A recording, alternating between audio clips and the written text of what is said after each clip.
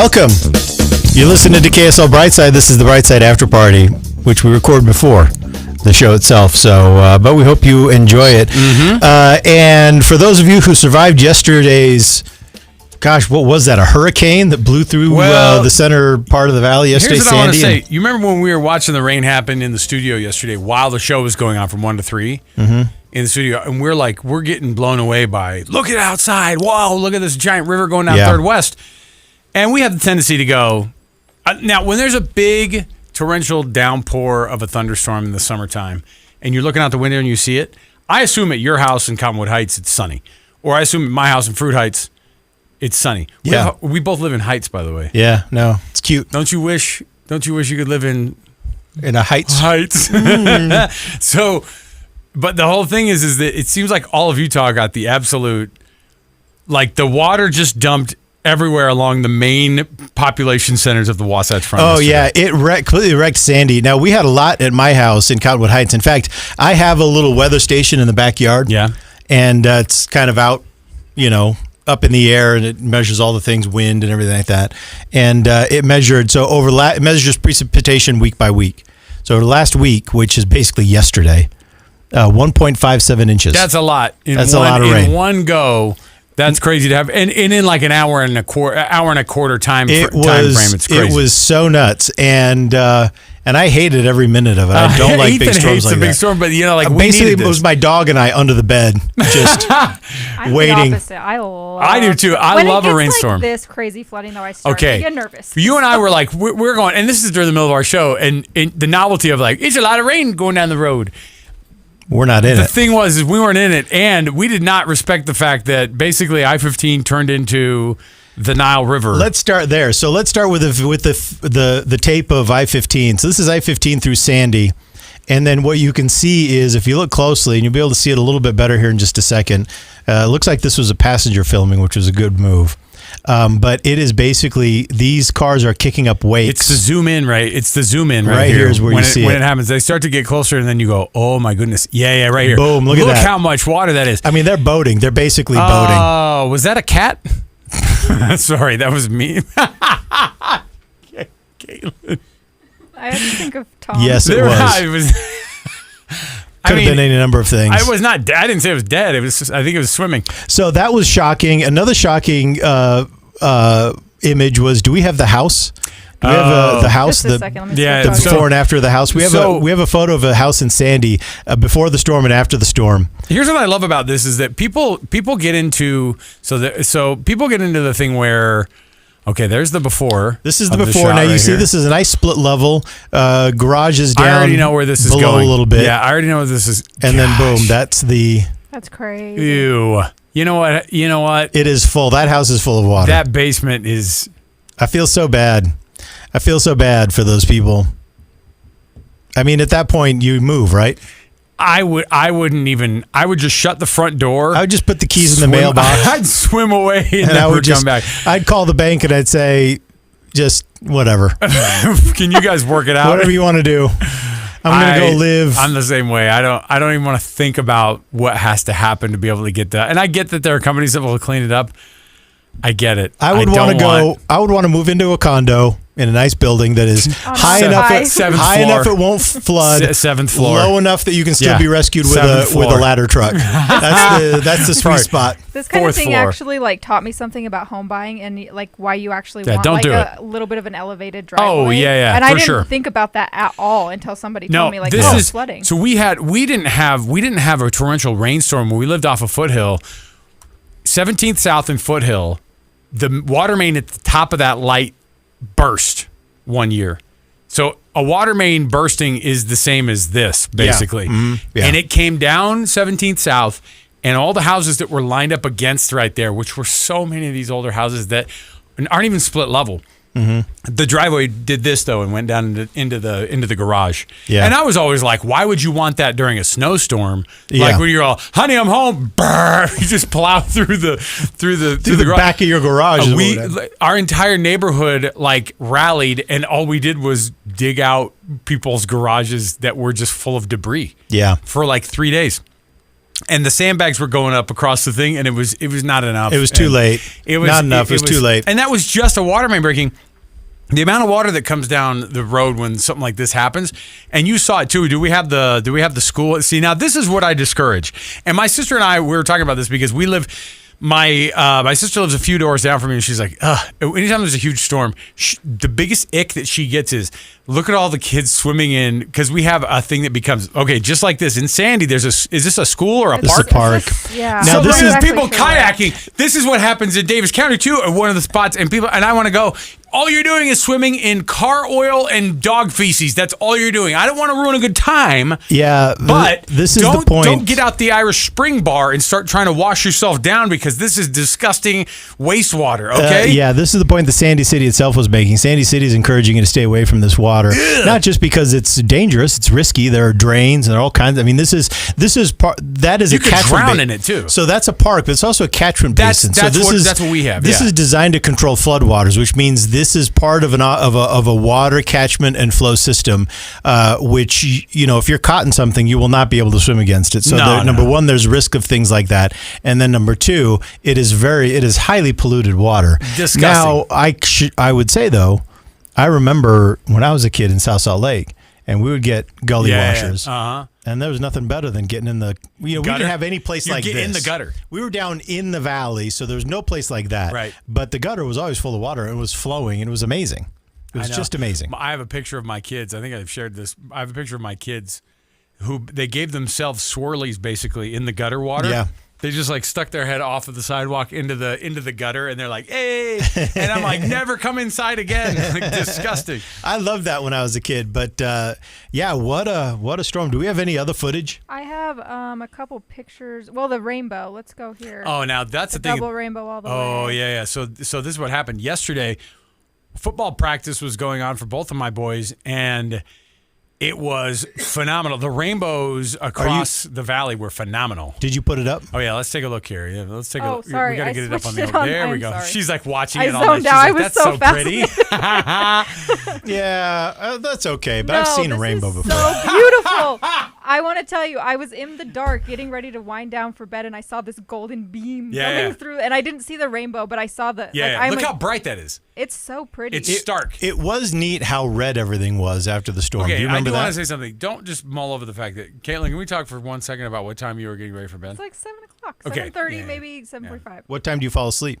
Well, like 9:30. She's That's the wind down. I need, like, what I do here after I leave, I go into darkness. Just stop acting like we're like the Star Wars movie, I go or the Star Trek movie. Yeah, I go into darkness. I love how it's like I work for you tyrants all day, then I go home. Well, I like to wake up early, but I didn't today. So yeah, well, good for you. It's because you stayed. I also am editing you stayed awake stuff. all the way till 9:30 last night. I like to be in the dark, so. Well, it was really. I mean, the rainbow was cool, but I've seen rainbows before. The footage I think is interesting is the flooding footage, because that's the more unusual thing. You can make a rainbow with your sprinkler. Not a double rainbow all the way. Not across the entire Wasatch Front sky. I think it's all beautiful all together, except for the tornado. Yeah, you could technically search. You could technically search Google and find a picture of a rainbow there too. Did you guys notice though? He's like, how red the sky was? Yeah, but why was that phenomenal. the thing that got you? Over the actual rainbow? Because that red was an unusual color for the sky. Yeah, I agree. I think that it was a crazy red night at evening. Red sky at night. Red skies at night. Yeah, but what is it? Oh, it's the Red fix. sky at night. No. What is this? Sailor's delight. Oh. Red sky in the morning. Sailor's warning. You guys are the I've worst heard that. sailors I've ever Now freaking that heard. You guys, you need to enroll in the yachting program down at BYU. They have a famous yachting program. You know what? It's because we are a successful school. When we graduate, the kids go on to attain yachts. That was my favorite. I remember my brother had a sticker of the cougar. Cosmo the Cougar with that sailor hat. Oh yeah, it's because he's a sailor. You guys got a real naval tradition down there in Provo. What's funny is every school is like, I don't know, how can we make this cool? They're like, have you thought about putting a semi, like, have you thought about putting on a sailor's cap? A sailor's cap, but crooked and tiny. Yeah, but that's tough. Hey, sailor. But make it look tough. Okay.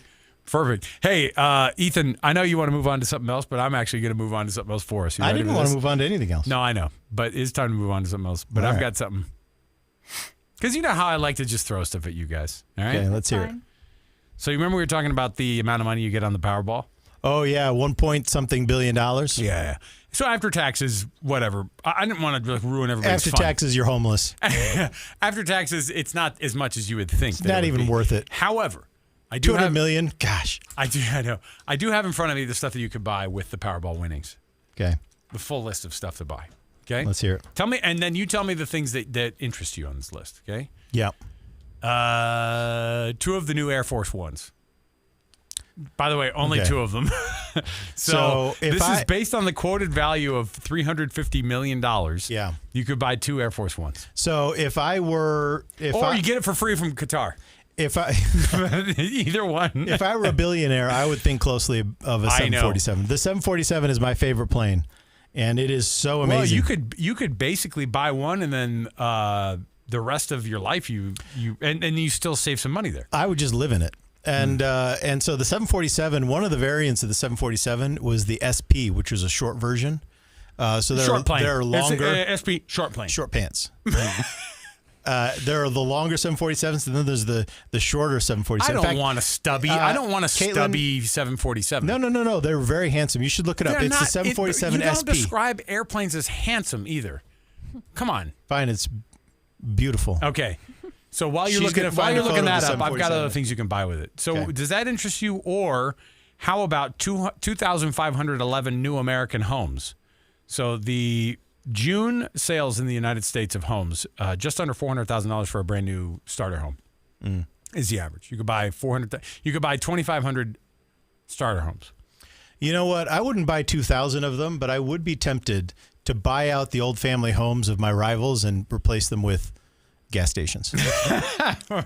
This Circle K. I grew up at C-Kids. I grew up at the Circle K. Anyway. And then some billionaire named Ethan Millard. I actually grew up with him. He's kind of a jerk. I think he actually tore our house down. Is this the right picture? Oh, Can boy. you see it? No, we don't see it up there yet. Yeah. Here we go. Yeah. Oh, look at that stubby, gross. See that? No, that's it. That's the SP. Stubby and dumb. That's stubby. I don't want a stubby airplane. Give me the full-length airplane. You like the full length? Yeah. If I were a billionaire, that's the plane. Ethan, that's the plane. Do you know how much gold is right now? $4,500 an ounce. Okay. That seems low right now. I thought gold was supposed to save the world. Wasn't it? Isn't that what we were told in the commercials? All right. 14,300 pounds of gold. It's 4,400. Okay, so an ounce. So 14,300 pounds of gold. Ooh, that's nice. That'd be nice to have 14,000. How about this, Caitlin? This is for you because you're a tech person. 1.25 million iPhone 17s. She gave me the ick face. She's like, that's just not what I would buy. No, of course not. No, I'm talking cameras. about I'd buy cameras. How about 20 million LL Bean tote bags? 20 million tote 20 bags? million, yeah. But you can get your initials put on it. How about 14.3 million Cuisinart ice cream makers? Why do they call it Cuisinart, not Cuisine Art? You're so dumb. We've all known this. I went to school. You didn't figure that out? No, but that's the brand. I mean, come on. I know. It's silly. Cuisinart. Why would you say cuisine art? Just because the word cuisine is in it? Because cuisine's a real... Cuisinart. Because cuisine and art are real words and Cuisinart is not? That's something you can make a brand. I'm an artist. I specialize in Cuisinart. I wish maybe it's somebody's last name, Cuisin. Oh, maybe. The Cuisins. Maybe. You could buy 8% of the Los Angeles Lakers, by the way. 8% of the Los Angeles Lakers. I could be tempted to, if I were a billionaire, I could be tempted into professional sports. That sounds fun. But I would want soccer. Here's what. I would want soccer. Let me advise you. As your financial advisor, let me advise against it. And here's why. Because that's the one that'll make you the least amount of money. Yeah, but you know what, though? It'd be so dang fun. Because think about it. So I football, hate the pretentious guys putting on the scarves and going, Vamos! Look at my soccer team. Football is, American football is too far away. Even for an average billionaire, you're not going to get in. Yeah. You could American basketball is just so full of just drama, and I mean, who's got the bigger ego, the stars on the court or the stars in the ownership box? Yeah. I mean, they're just insufferable. Yes. No, soccer soccer is it's grassroots. It's just a little more democratic, I feel like. No, it's not. And I feel like they have more fun. I feel like the teams kind of have more fun. The fans in the stand have more fun. Well, the Lakers were sold last year for $10 billion, and then they sold this year again for $12.5 billion. And you know what else? So the return on investment of a basketball team would be pretty darn cool. And you know what? Else I like about soccer is I like the violence. That's no violence. That's the opposite of what they do. No, the violence in the stands. I like the violence. Okay, good. I've just been smoke drawn bombs. to that. Now, how is it that they get away with the smoke bombs in soccer? I don't know, but that's kind of I would prefer that. But rather than just the divas in the NBA. I mean, over 14,000 Tesla Cybertrucks you can get. I would also, if I could, I'd buy into the Utes. If they let me buy into the Utes, I'd buy into the Utes. Well, private equity might get there. 14,200 Tesla Cybertrucks. Again, these are just things you could donate to friends. Look, I wouldn't accept a Cybertruck as a gift. Dude. I'm not going to buy several thousand of them. Do you know how much a Berkshire Hathaway Class A stock is? It's hundreds of thousands of dollars. Yes, $761,000. You could buy 1,300 shares of Berkshire Hathaway Class A stock. Yeah. That I had no idea that a Class A stock of Berkshire Hathaway was almost $1 million for one stock. Oh, so I know someone, right? Who's got 10 of them? No, this dude is retired. Oh, and blue collar job, but good company, good benefits, did a good job all his life being responsible. When he retired, he bought one share of Berkshire Hathaway stock, and it's just all it's done has gone up. Yeah, it's killing. Yeah. Let me see here. I'm trying to find the ones that aren't as dumb because some of them are like, you can get this book written by so and so. It's like, I don't want a book. I would invest in books. I know you would. Well, would you invest in Theo of Golden, a novel? Probably not. By Alan Levi? Probably not. 66.8 million copies of it. So there you go. I have my own things. I have my own genres that I already invest time and money in, and it's super nerdy, and I'm not going to go into it. Okay. But if I were a billionaire in this area of interest of mine, if I were a billionaire, I could dominate it. If you were a billionaire, though, you think that, like, because honestly, if I was a billionaire, all the like little things, that sounds so petty. All the little things like houses on beaches, like, or just houses in general. That's the thing is, look, if I was a billionaire, Caitlin, I would give you one of the 2,500 houses that I bought. Thank you. Because I need a house. And how about this? 148.8 million Big Macs. That's the one. That's a good investment. Now you know what I would do? I would love to see when your profile comes up. Remember you were talking about how McDonald's file on you is huge. He did buy the 150 million Big Macs at one time. So my son has Keep an eye on him. My son has a Big Mac token. Oh, I thought you were going to say he has a Big Mac addiction. What's a token? He has a Big Mac token. It's a little coin. And it's good for one free Big Mac. And there's no expiration date. He can cash it in when he's 80. But you know what's hilarious about that? It's not like a year. It's not like one a day. It's just one.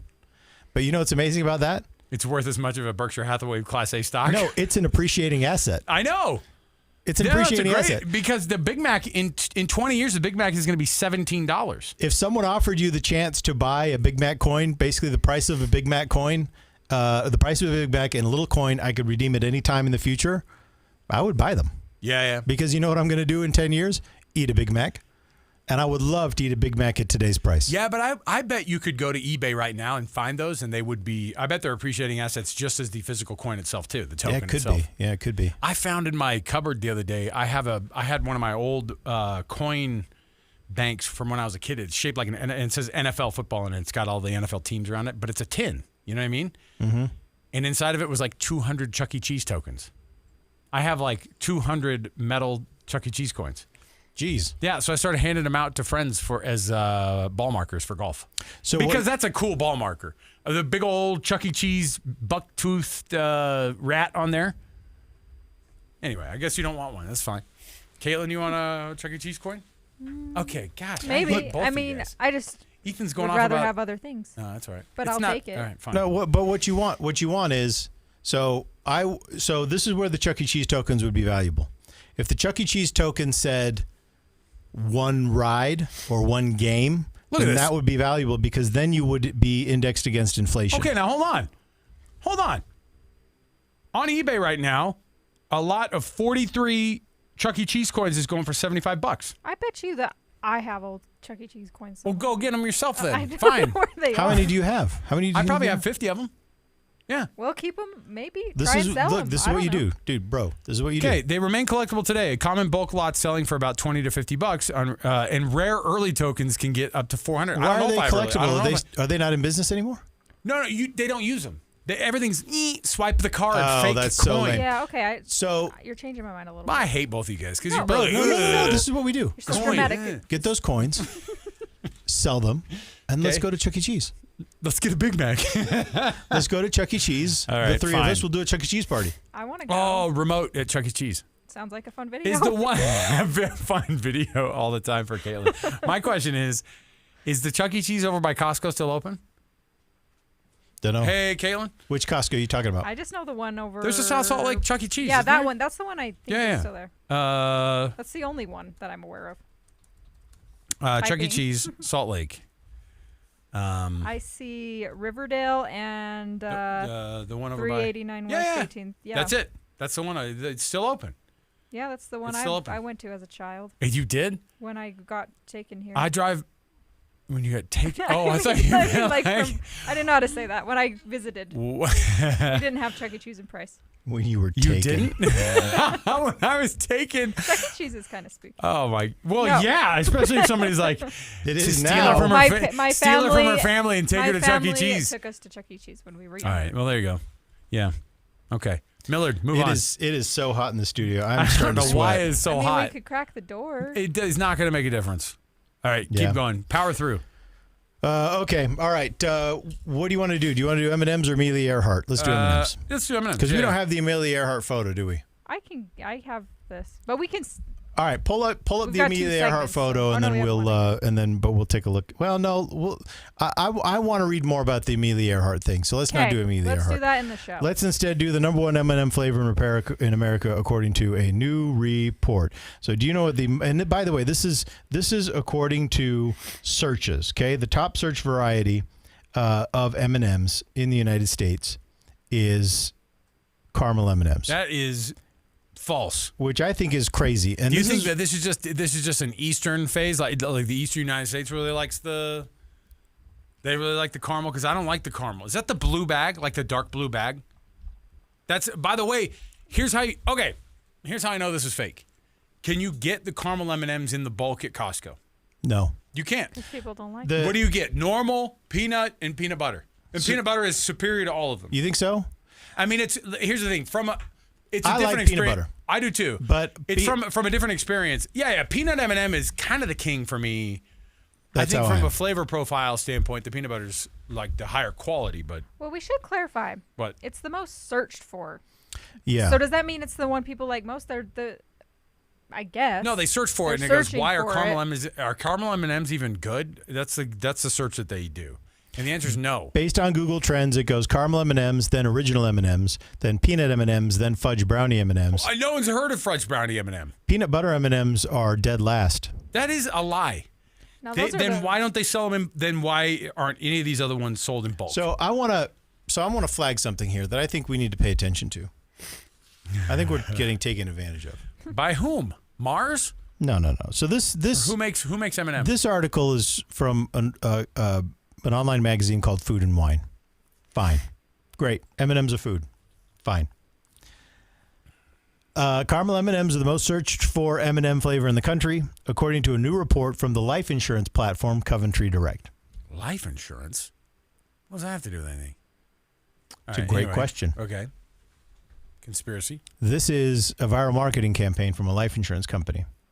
Now, is it interesting information? Yes. Sure. Are we possibly being manipulated? Yes. Probably. So we got tricked into clicking on clickbait? No, That's not like every day, though. necessarily. That's like every day, though. Not necessarily. It's just, don't you think this is a weird thing for a life insurance company to study? I bet caramel M&Ms are killing people faster than cigarettes are these days because people don't smoke cigarettes anymore. Let me tell you what it They is. benefit from it. They benefit from the fact that you're getting fat over the caramel M&Ms flavoring. Let me tell the you caramel though, M&Ms flavor. caramel M&Ms are too sweet, which is also Yeah. The problem, though not to the same degree, that's also the problem with the peanut butter M&Ms. The thing that makes the peanut M&Ms so great is that peanut backs off the sweetness just enough that you can eat them longer, you can eat more of them. Here's the other thing that happens with the peanut M&M. The chocolate may get a little bit warm. Like it's been hotter than Hades, right? And you get the chocolate, like a peanut M&M, a peanut butter M&M, when you bite into it, even if it's 80 degrees, like in the ambient temperature is like 75 to 80 degrees in your house, you lose all texture. It's like you bite in, it's might as well just be full on liquid. Yeah, it's mud. The peanut M&M always retains that. It does, shape. retains the crunch. And something else too, because there's a peanut in there, the macros are better. So. Yeah, but every once in a while there's that peanut M&M that tastes like you ate a worm. Yeah. You know, don't give me that I've look. never had that You've eaten it. Like that it tastes tastes like dirt? No, it's a rancid funky. peanut. It's not even rancid peanut. necessarily as much as it is just a funky, and you're like, I got to take this with the good. I got to take the bad too. I want to make a point though. It is the greatest M&M that you will ever get Is out of a peanut M&M bag. But have you ever had the peanut M&M that's missing the peanut? Of course. It's just pure chocolate. That is the best M&M you will ever have. Big, fat, round, and the chocolate to shell ratio is better than any of the ones you get. It's not the same as the original M&Ms, even though it's milk chocolate in there. Yeah. But if you come across a peanut M&M that's missing the peanut, that is an elite level experience. This is why Ethan come back at the end of the day and we end up getting along, is because we'll end up coming together on stuff like this, on topics like this.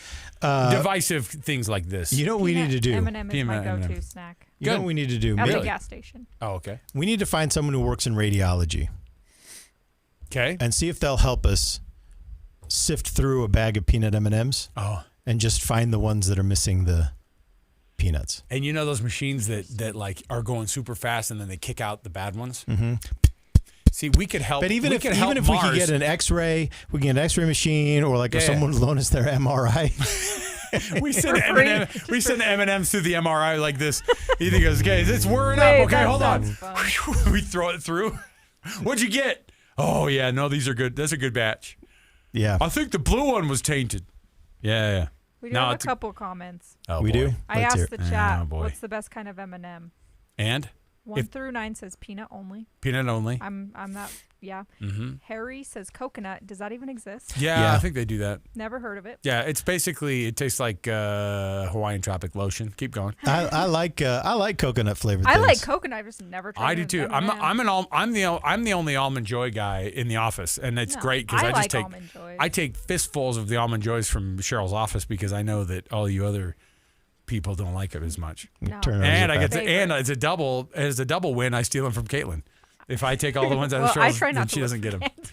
But and one other comment, or crispy M&Ms. I've also never had that. Those all these are good.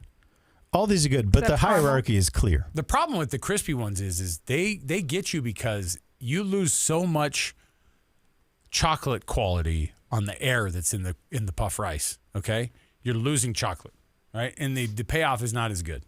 So the crunchy, crispy ones, not a big fan of. I'm trying to think the peanut M&Ms are crunchy too. Do you remember when we had the banana nut peanut or the banana nut M&Ms? The banana bread. Or banana bread. They that were was terrible. They weren't terrible. They were not okay. They were Laffy Taffy fake banana mixed with M&Ms. It's not okay. It's not fine. It was a violation. We got one more, says crispy M&Ms are the best. Too bad they are gone. I feel like I haven't tried all of these M&Ms. I didn't know they were gone. What are the other ones? Well, like I'm just looking at flavors. There's pretzel. I think I've heard of that one. Caramel cold brew, caramel crispy, dark chocolate peanut, fudge brownie. Terrible. Mega peanut butter, original peanut. The mega peanut butter cinnamon roll. The mega peanut butter are just big ones. And white chocolate. I'm sure I've seen the white chocolate. I've never tried it though. Yeah. No, there's like usually everyone does like a cinnamon roll flavor at some point. It's stupid. All right. Speaking of food, there is a new. I don't know. How do we categorize this? It's a UK-based chocolate sommelier. What? Is coming to Salt Lake City. It's a place called... Don't throw dirty in front of stuff. This is how it was pitched. Dirty hot chocolate? But it's a place called Canoop. Are you sure and it is a fast-growing UK chain. And they are trying to do for hot chocolate what specialty roasters did for coffee. And what Swig did for Dirty Sodas. The guy. Hold on a minute. The guy I saw. Are they here now in Salt Lake? They're coming to Salt Lake. August 21st. They're coming to Salt Lake. So what you can do is you build drinks from a menu of more than 20 cocoa percentages, anything from a 28% white chocolate to a 100% extra dark, and then you customize it with your choice of milk, spices, and herbs. So they're going to open the location is going to be at 9th and 9th. Yep. I don't think this is the right place to put the location. Why not? I think it's perfect. Why don't you think so? It's the first American debut for this company. But hear me out. This is not a coffee company. And it's a hot chocolate company. Right. Maybe and we should have gone to Provo. It should have been Lehigh. It should have been Lehigh or should have been Daybreak. Yeah, I'm getting where you're going. Do you see what I'm saying here? Because it's not like 9th and 9th is going to go, oh, yeah, cool, a hot chocolate bar. Or, I mean, but it has coffee expertly crafted chocolate drinks. You can get coffee there, too, yeah. So win. All right. I guess I'm going to try this place. There's a guy there's some like Belgian place doing like that insane smooth hot chocolate stuff here downtown. I can't do hot chocolate. Well, especially in August. I can't do hot chocolate. Now. Why not? What do you mean? Why not in the What do you mean you can't do hot chocolate? Too much. Yeah, the ones that you're talking about.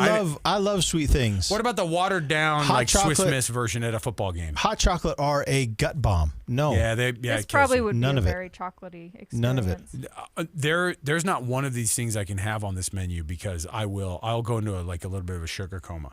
It'll make me want to die. No. I eat if I eat sugar now, I'm out for an hour. Yeah, I'm can't. Like, exactly. I can't. Do you get the same way? Yes. I can't. I can't drink that much sugar. I cannot do it.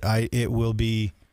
It's curious beyond. Just to try the taste of this though, because I think he's from Germany. He's German. That's what it is. And I read something. I'm trying to find where I read it, but something about orange zest and dark chocolate. And I'm like, I used to eat those all the time. My grandma would always get me a chocolate orange, and I'm like, I kind of want to try this. I agree with you. I would like to taste the chocolate orange because that is one combination. Chocolate and orange is a combination that I do also really like. What are those? The chocolate oranges you get? Yeah, so you can buy the flakes. See that interests me when you buy the flakes and do it like on a one-off basis and just like let people have it. But I can't eat them myself. I can't drink this stuff myself. No, it's too much. Gosh, we're so stupid with drinks though here in the state of Utah. Like, well, he's not from here. I know, but I'm that's just saying. We're calling it. I want before he showed up with his visa. I should have gone like, "Are you doing like a specialty sweet drink company?" We're kind of good. It's probably like visa denied. We've already done this. No, you know what I mean? Like, it's gonna fill a niche because we don't really have anything like this. There are a lot of places that'll serve you hot chocolate, but no one really focuses on it like this.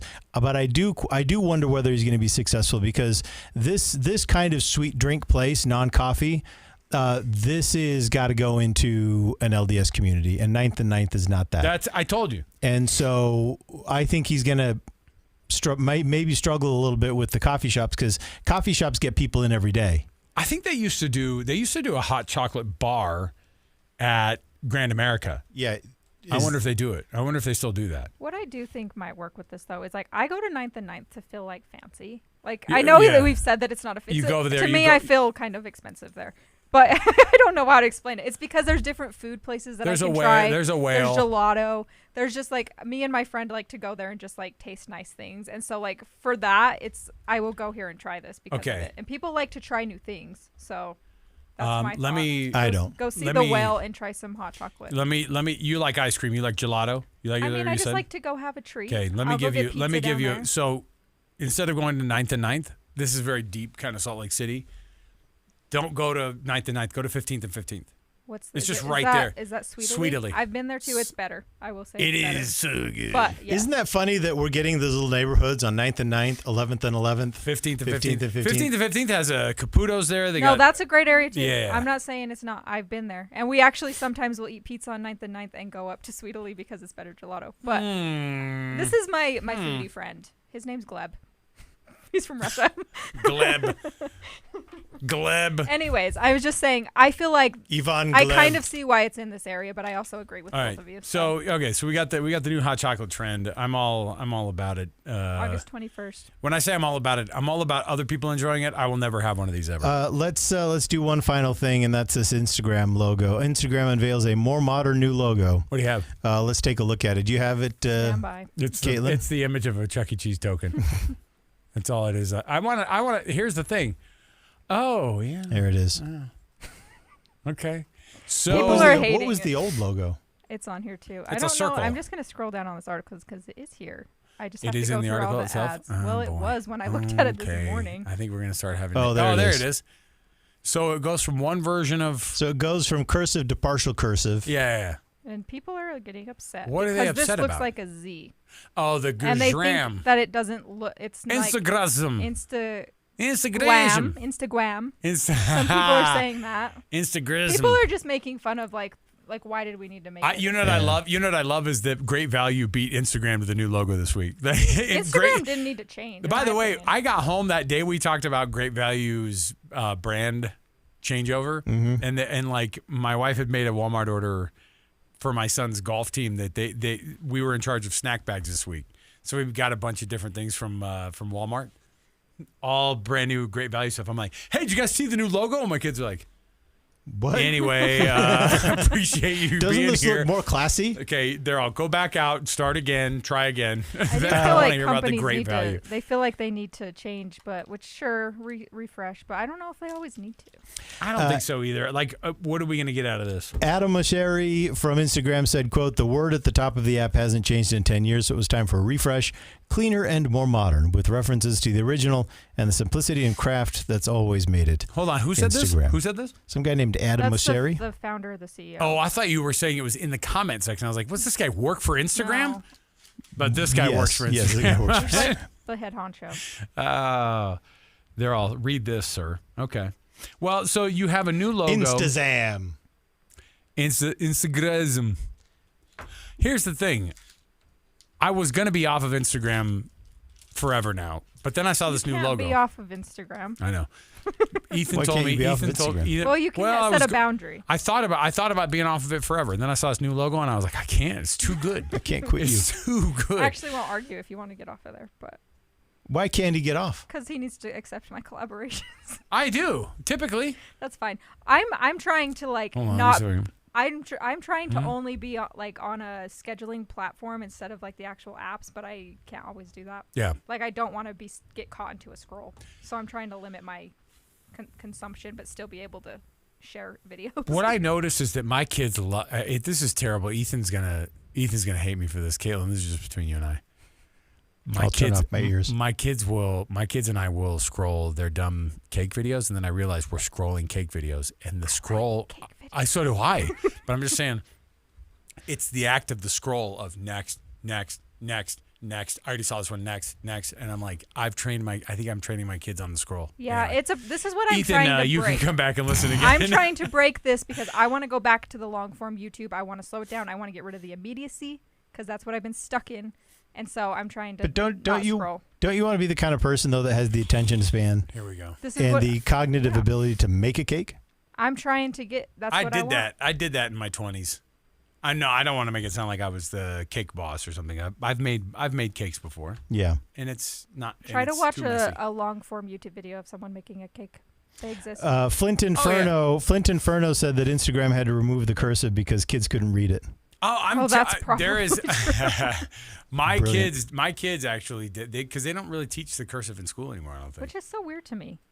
My mom has all these handwritten notes. She's like, look, she found like a thing that like was in all my mom's notes that are written in her like very, you could recognize your mom. Does your mom write in all cursive? Yeah. My mom does too, because they're both around the same age. They're kind of like late 70s, getting in their early 80s.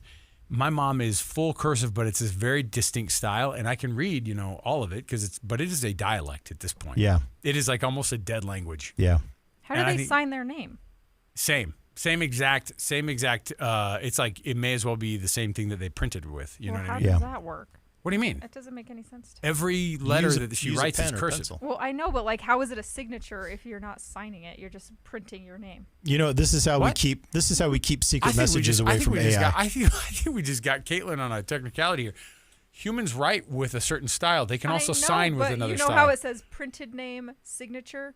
Two different things. Yeah. Like on legal forms? Yeah, you print it. Yeah, they'll do that. They'll print that. They don't go, I don't know how. I've never printed. I've never written out.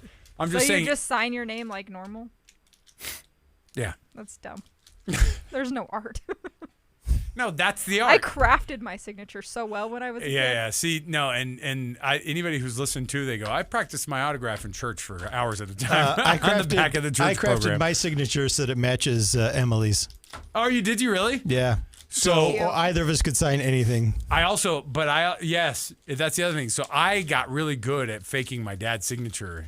It was very distinct, and I could do it. My signature is not exactly the same as Emily's, but it is, you can tell, it was heavily influenced by Emily's. Because you both want to be able to go, well, that's my signature, and that's my wife's signature. It's the same. We're both authorized users on your life. And having E at the beginning of the name, our names are roughly the same length. What's the style of the E that you use? Biggie. Yeah, right. Biggie. I'm glad we had this discussion. Hey, we're going to come back downstairs, and that's going to be the radio edition of KSL Brightside on a Friday. Whew, glad to take off those sweaty headphones. I will tell you that it is hot in here, and I actually can't wait because we can actually control the weather. That makes it sound like we're the Wizard of Oz. We can control the HVAC system down in the studio. Join the stream. Keep it going. You can listen to us on KSL News Radio, or you can download the podcast wherever podcasts are found. You can follow us on Instagram. Give us a follow on YouTube as well. We're trying to get to a certain amount of followers, and we're going to start putting together ways for us to give away these Brightside T-shirts that we have burning a hole in our in Caitlin's desk. So we've got all the show to go downstairs. We'll see you then, everybody. For Ethan and Caitlin, I'm Alex. KSL Brightside continues.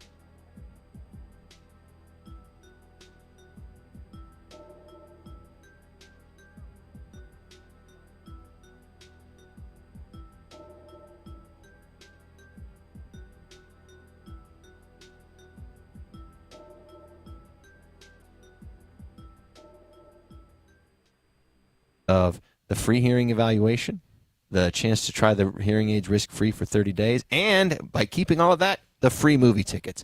Now, one thing we haven't talked about this time is how these hearing aids actually make it so you can hear movies, not just in the auditorium better, but you can actually hear them better than the other people in the auditorium. Yeah, and I know you touched on it, but again, we are not going to turn people away from movie tickets. If you take the 30-day challenge, you try them for 30 days, risk-free. Oh. We'll give you Look the movie how generous tickets. this man is. Wow. You just got to do it, right? Just let's do it. Just do it. Yeah, Show give us up. a call. Let's do it. 801-701-1629.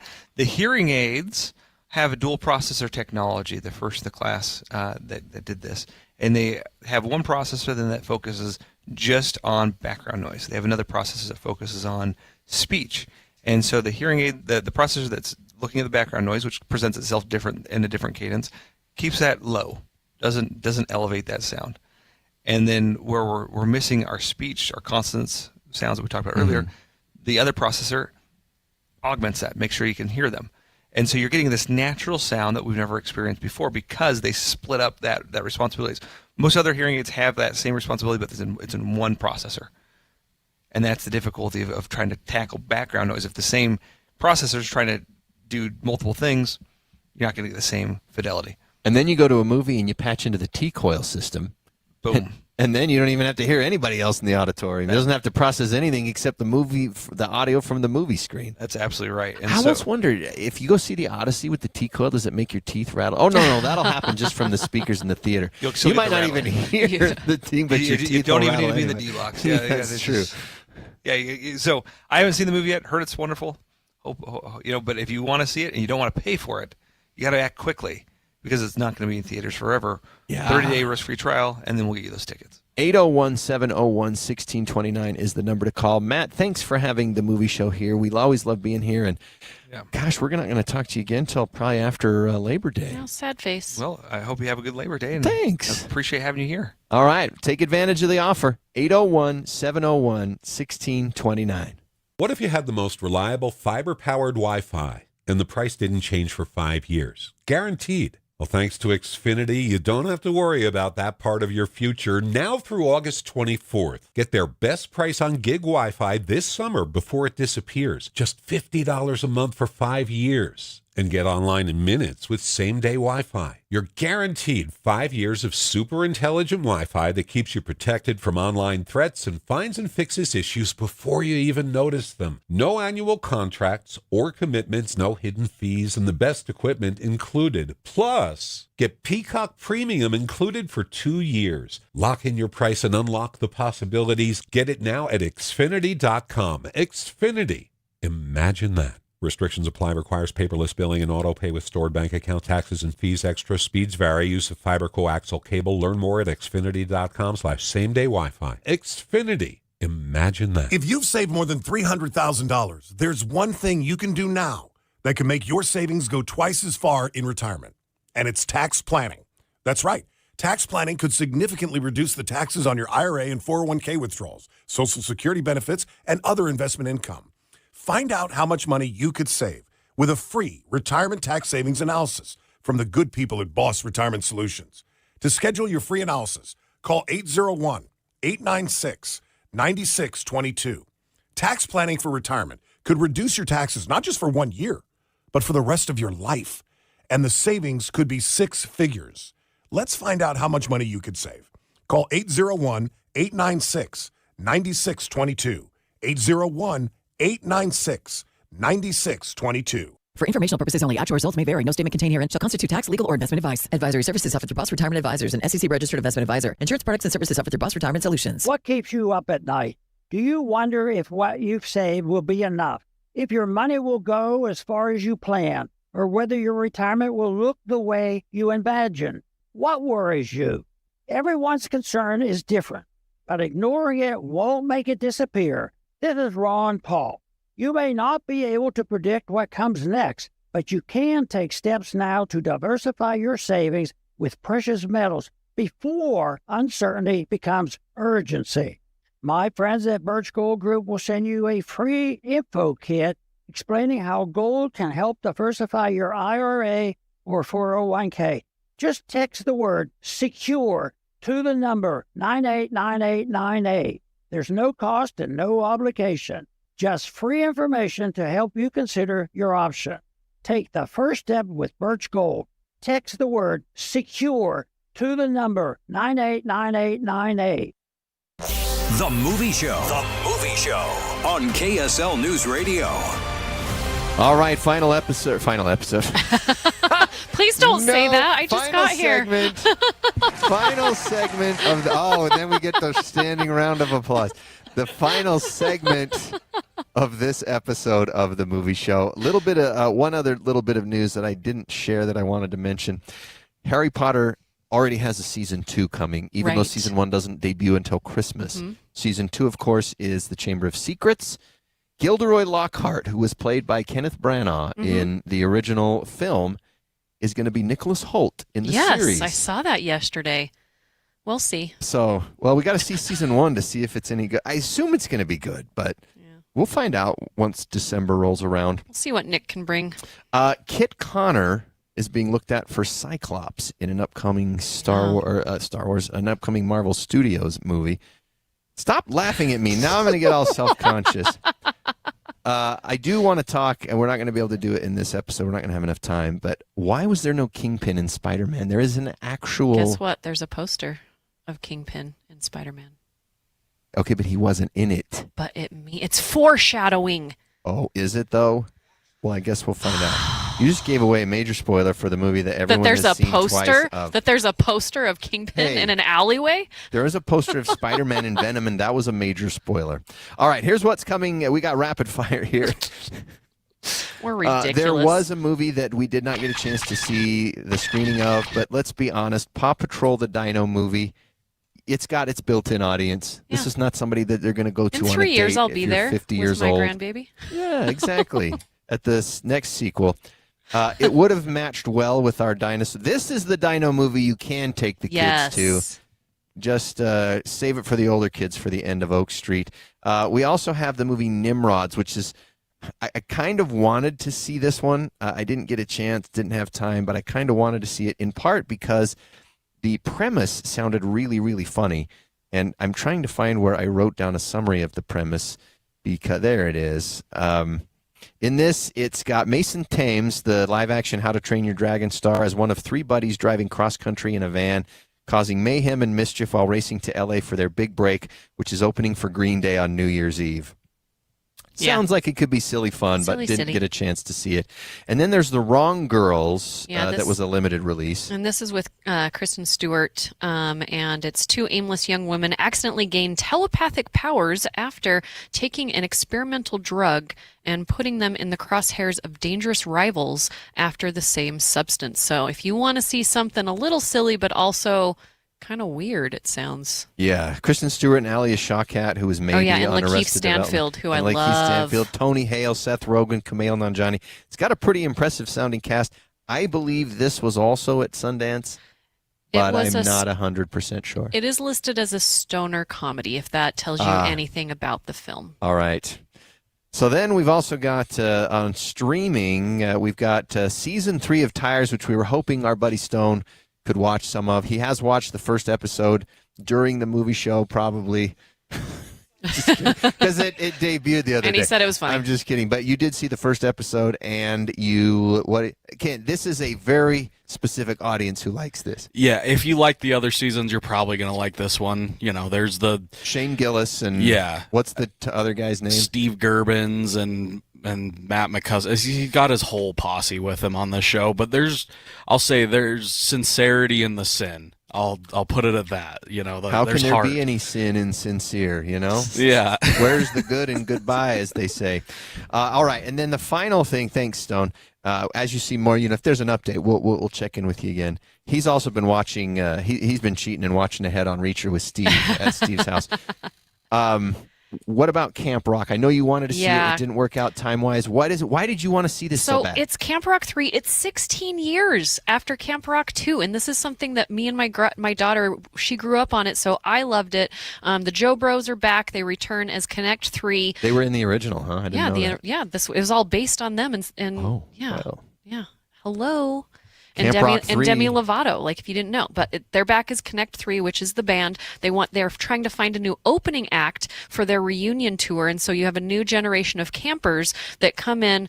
They're putting some bands together. That's why it's called Camp Rock. You are going to get Demi Lovato returns along with the Joe Bros. And you'll see some new friendships and some new romances. And maybe we'll tell you about it next week.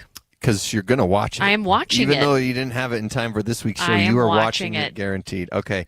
That's Camp Rock 3 on Disney+.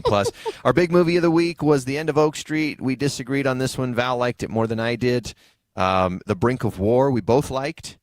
And you think the Rivals of Amzai King is worth a watch. And that's my highest grade of the week. With a caution. I just know that I don't know that there's a caution. No caution? Okay. I don't know that there's a caution. Yeah, it is rated R, but... And then on streaming, the big movie was Don't Say Good Luck, starring Sunny Sandler, Melanie Linsky. It's there. I would say Sunny's not quite there yet, but she is progressing in the right direction. That's my opinion on this. Next week, there are 10 movies coming to theaters. Trying to choose the big one, it's not going to be easy because none of them really qualify as a big movie. We'll talk to you then. Thanks for listening. KSL FM Midvale. KSL Salt Lake City. From the KSL Common Spirit Health Studios, this is KSL News Radio. Utah's news, traffic, and weather station. 1 o'clock at KSL News Radio. I'm Claire Scott. KSL's top story this hour. We're getting a first look at the new Intermountain Health Hospital coming to downtown Salt Lake City. The healthcare provider included 2 renderings in its submission to the city this week and answered a few common questions. The tallest building will be 208 feet. It will be open 24 hours a day, 7 days a week, and will have a helipad. There will be 2 parking garages, garden space, and a court for food trucks. You can find renderings of the hospital on KSL.com. Our top national story this hour from ABC News. Preparations underway in Hawaii for potential hurricane to make landfall this weekend.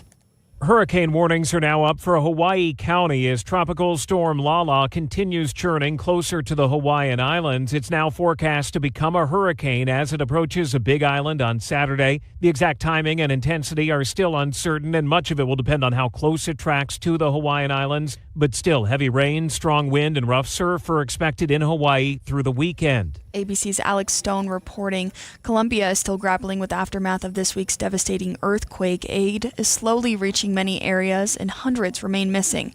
The government says it has begun partnering with private companies in order to rebuild. Your money at this moment, the Dow is down 48 points, the S&P is down 16. And coming up, more isolated thunderstorms today. KSL weather is next. KSL News Time 101.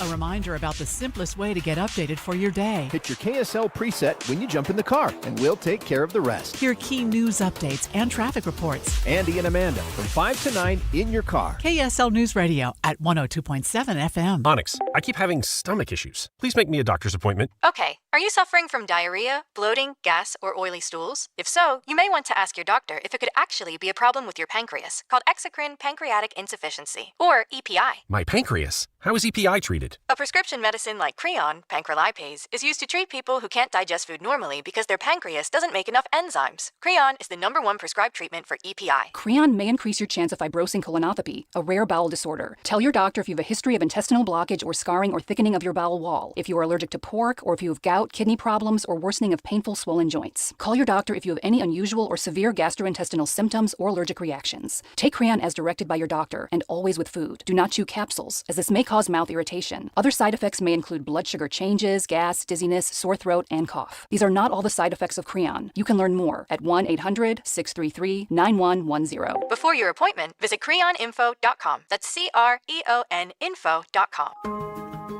The Children's Center Utah provides a unique service in our communities by meeting the needs of very young children and their caregivers. Here's another Little Minds Big Hope message from Dr. Jennifer Mitchell, the Children's Center Vice President of Clinical Strategy and Innovation. Did you know frequent or intense tantrums can sometimes mean a child is feeling overwhelmed emotionally? Young children often show stress through behavior.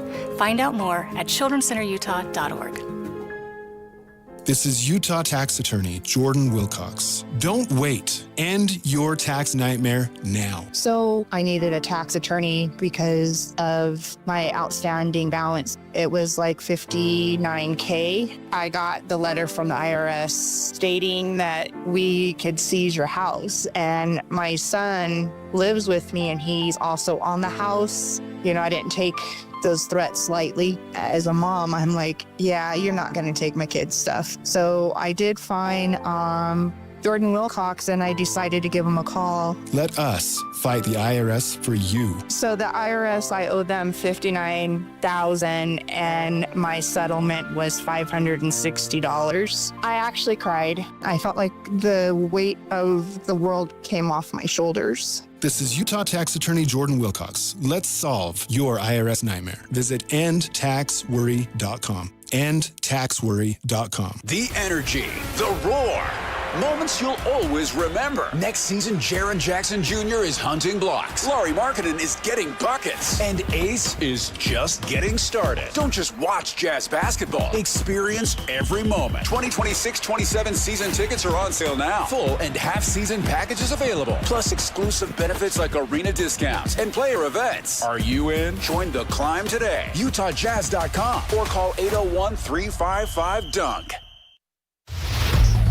Traffic and weather together brought to you by UCCU. Learn how to save more this summer at UCCU.com. Here's Ricky Meese. We have a crash in Murray, northbound I-15. Just before 4500 South, the vehicles have been moved out of traffic to the shoulder, but it has caused just a little bit of heavy and slow traffic in the area. Southbound I-15 cleanup continues on this accident prior to 6 North over to the right. Again, it's also causing a little bit of delay. Traffic is able to get around it just fine, though. That's the good news. And some crowded and slow traffic southbound I-15 in Weber County going from Ogden into Riverdale. Ricky Meese in the KSL Traffic Center. We're going to see more rain and thunderstorms across the state today, but slowing down through the afternoon. Southern Utah will get the brunt of the storms, once again threatening burn scars. Right now, it is 79 and mostly cloudy. I'm Claire Scott from the KSL Common Spirit Health Studios. Listen online at KSLNewsRadio.com. We're Utah's news, traffic, and weather station. KSL Brightside with Ethan Millard. Now we've got houses, kids, responsibilities. And Alex Curie. Yeah, we're all grown up. We have pre-diabetes, lower back pain. This is KSL Brightside on KSL News Radio. Welcome to KSL Brightside. I'm Ethan Millard here with Alex Curie. Thanks so much for tuning in, everybody. And what can we say? But it's Friday. We did it. Oh, my goodness. We did it. Well, we didn't. Look, you guys all out there, you made it, all right? We made it, too. I know. We lived through this week. I know, but I'm just saying. And that, yesterday's hurricane that came through Salt Lake Valley. Oh, my goodness. That was so much fun. And I know you hated it. Oh, I did not enjoy it. But we're going to talk a little more about that. First, though, we need to do our movies that stink. That's right. Firing things up here. The movie show, we don't let them end on Fridays like at a normal time. Speaking of people who we keep later after work, I want to apologize in advance to Andy and Val. But the movie show, of course, they're going to join us and still jump in here as we talk about movies that stink. Let's do it. You'll never get that time back. Or the $50 you spent on theater popcorn. It's time for movies that stink. All right, just so you don't waste your money this weekend, or maybe you want to waste your money. Maybe that's what you're going for. Maybe you love nothing more than just getting a big old box of popcorn and then just getting massively disappointed.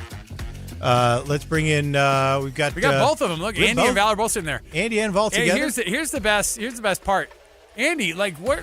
Are you going to a wedding after this? Come on, man. You don't dress up for work? Well, look, I've got my blazer on with the white. Here's the thing: I did not have to get up at 2:30 in the morning, so I had time to like put on a tie and dress up nice. Oh, okay, all right. So if you were working at a normal time, because this also is how, Val's a grandma, and that's what I'm celebrating. Hey, you're kidding! Congratulations! Yeah, I have a grandbaby as of yesterday. Nice job, Val. Congrats! Nice job, Val. Youngest looking grandma in the history of grandmas.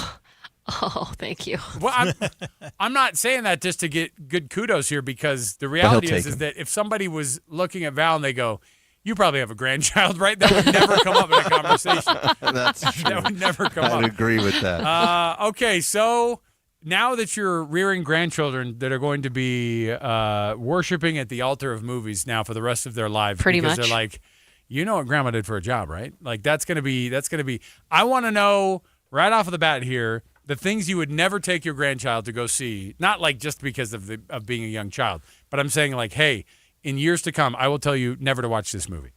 I mean, I just don't love horror films, so I'm not really ever, if they get into horror, which they probably will, that will be the way they rebel against me. Right. Like, I'll have to suck it up and go, but I won't ever take them to a horror film. Yeah. Okay. So Right. It's like my kids with all the Disney Channel shows they watch. yeah, and Ready Player One, that will not exist at our house. I hate that film, and do? that's a whole different episode. But yeah, That's not a horror film. That is No. just, okay. All right. Yep, hate it. So this weekend, I'm not sure what the full lineup is at across all the movie theaters across the country here, but give me the beats here on ones that we don't want to see of the ones that have come out this week. Well, what's funny is, are they all good? No.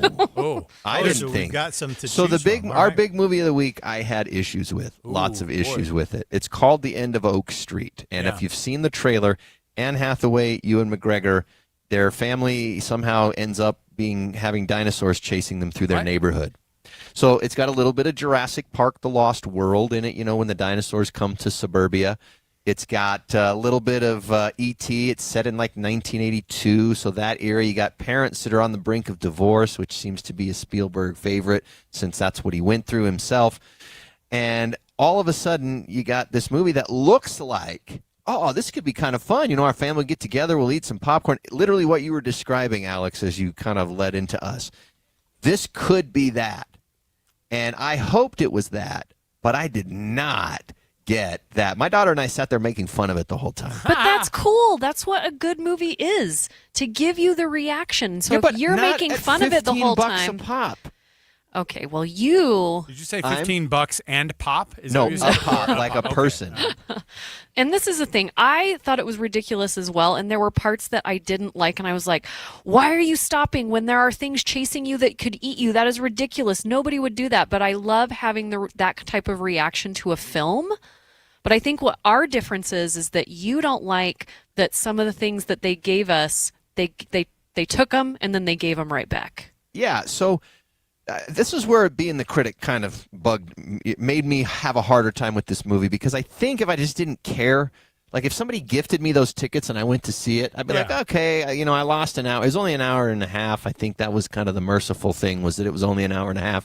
But it was an hour and a half. I ate some popcorn. I had a good time. If I bought the tickets, I think I would have a harder time. If I watched the trailer or watched the commercials and thought, I'm going to take my 7-year-old loves dinosaurs, and this is going to be fun. This family's going to escape the dinosaurs, right? And then you go to this movie and you're like, this is not for 7-year-olds. This is not for 8-year-olds.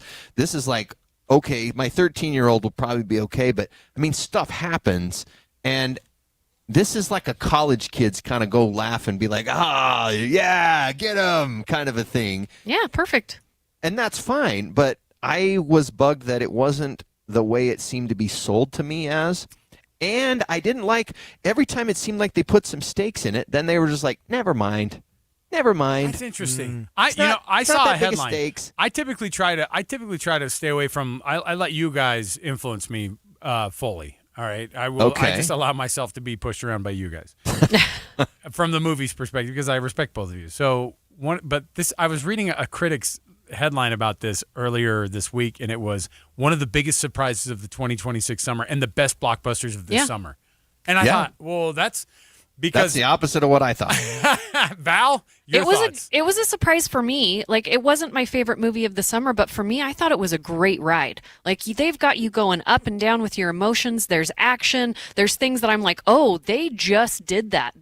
I did not expect that. Whereas Andy didn't like that we got shown some certain things. I was like, good for them. They went all the way. But then when it got to the end, they do tie up this movie in a pretty little bow, and they make you feel good about yourself, like you did at the beginning of the movie. And I think there's going to be some people that like that you come full circle and you feel you've got your happy family, and then you've got your happy family again. And then there's going to be some people like Andy that don't like fun, and they're going to get to the end of the film and they're going to be like, well, I hated this and I'm never ever going to talk about it again. So where did the dinosaurs come from?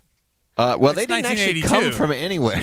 Yeah, according to my kids, 1982 was the Mesozoic era, and they say things to me like, "Oh, Dad, what music did you listen to? Dinosaurs roaring?" Was it just to have it in 1982 because it has that vibe of like, oh, everybody kind of like the Stranger Things aesthetic, and we grew up in that era. That's what I'm wondering.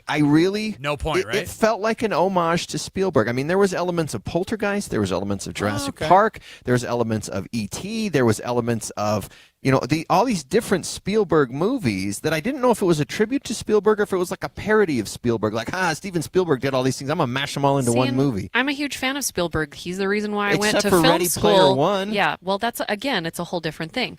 But I didn't go into this film with Spielberg in my pocket, like looking at. I didn't think about the vibe from the time I the didn't movie think started. about him in this movie at all. So maybe it was because I was mesmerized by Anne Hathaway and her and running around with a shotgun trying to save her family's life, and that to me was amazing. And Ewan McGregor's dreamy eyes, like there was a lot of stuff that this What about his legs? was going. Yeah, well, inside joke we can't tell you. Does his leg does he lose a leg? Maybe. I'm gonna just say, like, if you really want to know what happens in the movie, no. Everything that's surprising is apparently in the trailer. And I didn't know that because I didn't watch the trailer. So, all right. So, and maybe because I went in with no expectations, I didn't even know fully what the story was about. I knew dinosaurs were going to end up. Do you want to watch dinosaurs humping? Because you'll get a chance to do that in this movie. Wow. Okay. For real. He just said it. Speaking of surprising things in movies, but they don't tell you. But they don't tell you where the dinosaurs came from. I am flabbergasted right now by Andy Farnsworth. Or do they tell you where dinosaurs come from? Die right now. No, they do. I can tell you if you want, but you know. Why are there multiple? By the way, Paw Patrol, the Dino movie. How many dinosaur movies do we freaking need this weekend? You need one for people like Andy, which is Paw Patrol, and one for people like me, which is. And there's the setup and the swing. He grouped it right down the middle, and she took advantage. End of Oak Street was a B- for me, so if you want to know. And I was a generous C-. Okay. Generous. And I was waffling. I didn't want to go higher than a D, but I do recognize, look, that was just me, and there has been a lot of positive fan reaction, and I don't want to, if this is something somebody will like, go and enjoy it.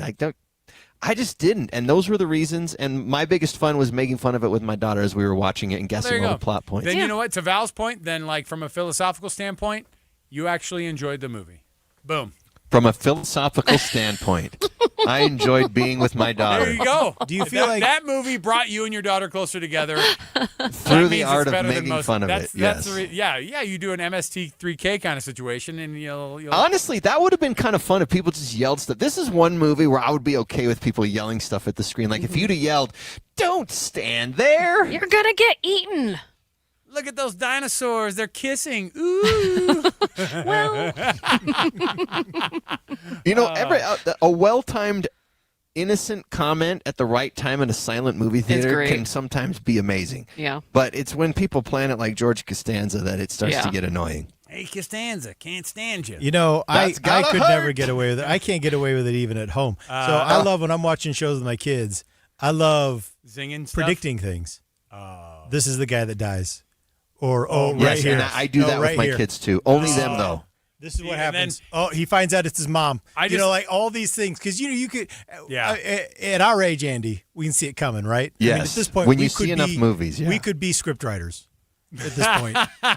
And I have to be careful. Like there are times I won't, but usually I'll whisper to one, especially if it's my two oldest daughters. I'll be like, "Oh, this is going to happen," and then later when it does, I just raise my fist in the air in the theater and I don't say a word. People are kids, put your hand down. Who is this? My kids think I'm so amazing. It's like the only thing I'm good at as far as they're concerned. All right. But do your kids immediately, as soon as the movie starts, who's that? Why are they doing that? What's going on? It's annoying. It's really, we can be super. I will do the same thing, but I'll make 40 different predictions just so I can get one right and go, I told you. I told you. That was prediction number 9. All right. Val, Andy, the movie show, of course, you can hear it right here on KSL News Radio every Friday, as usual. And we love having these guys in the program. And congrats to Val and her daughter and their family. And have fun grandmothering. Thank you. There you go. All right. We'll talk to you guys again. There's the movie show. We're going to take a break. We'll come back. We have more. We have our 3 things coming up. You don't want to miss it. And you don't want to miss any of our Friday edition of the program. Stay here. It's KSL Brightside. Hi, I'm Maria Chaleos, and I'd like to tell you about my podcast, the KSL News Daily.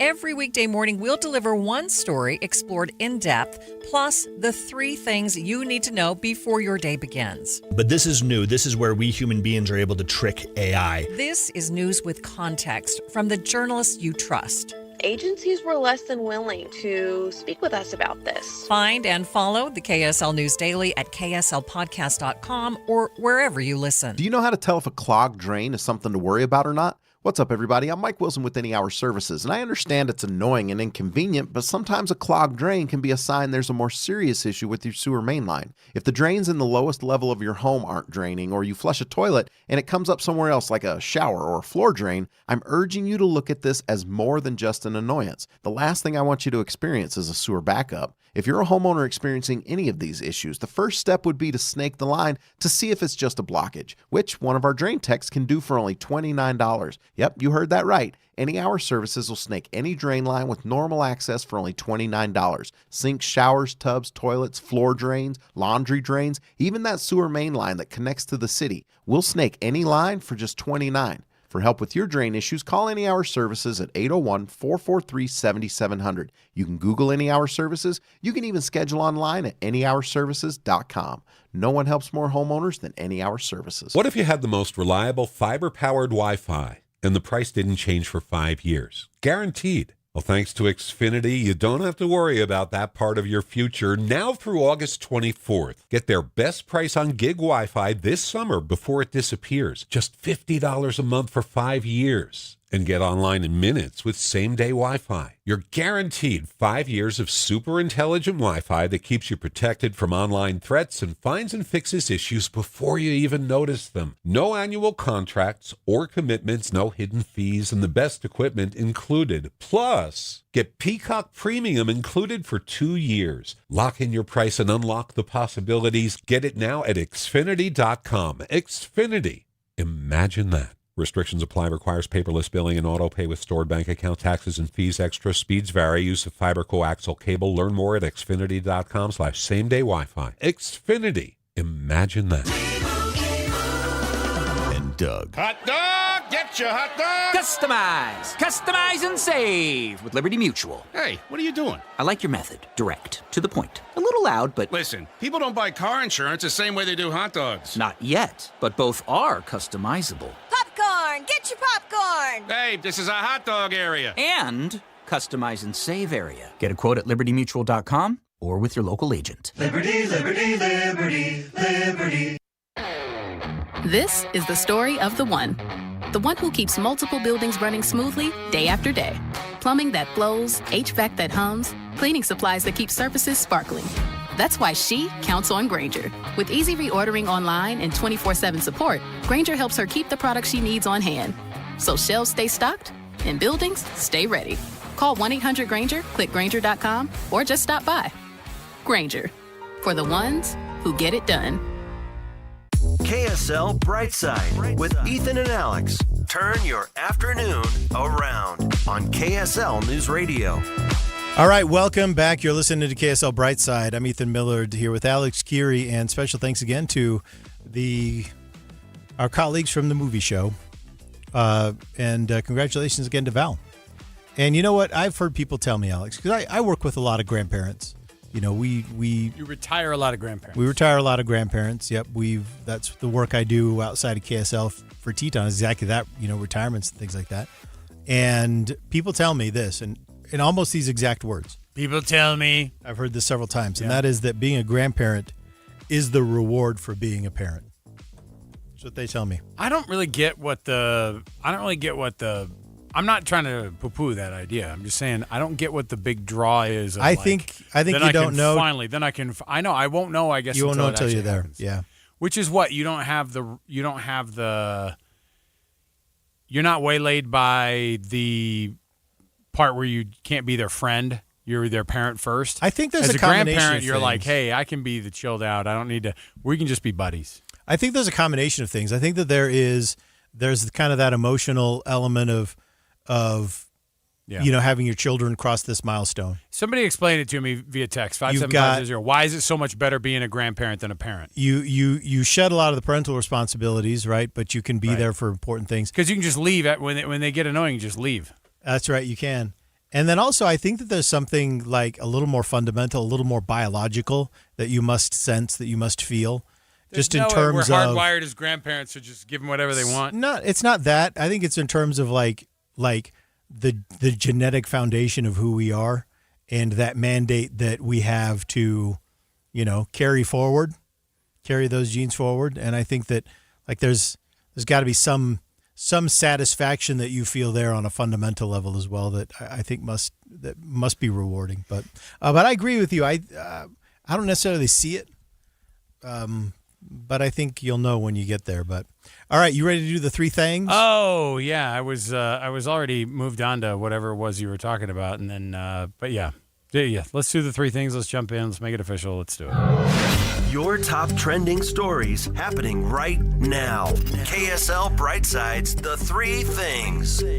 All right, thing number one. Tyson Foods said this week that they're going to close or sell 3 of their beef plant and packaging operation sites. Why? They're further shrinking their beef footprint because of U.S. cattle shortage and just the problems they've had in the beef industry. The company is going to end operations at the following beef facilities: Jocelyn, Illinois, Pasco, Washington, and Eagle Mountain, Utah. Really? So this is a potential problem because they employ a lot of people at that facility down there in Eagle Mountain. So it's interesting. Not that, exciting. So first of all, I don't like the term beef footprint. That sounds gross. But when it pertains to market share and things like that, does that mean we're just... That can't be a good sign for the U.S. beef market, right? Like, and I will say this: are people eating less beef than they have? Like, what are the numbers on that? Is it obviously if you're shutting down beef processing and big companies, big beef, although Tyson you think of as chicken, but the big companies that are processing and making beef and distributing it and blah blah blah. If those are shutting down, presumably we are not as much of the red meat eaters as we used to be. Texas Agriculture Commissioner Sid Miller said this in response to the Tyson announcement. He says, quote, "We are living through one of the most severe cattle shortages in our nation's history, and now we're seeing the consequences ripple through the entire beef supply chain." So, well, congratulations. I guess we're going to have to start. I mean, I'm already blown away by the price per pound on beef.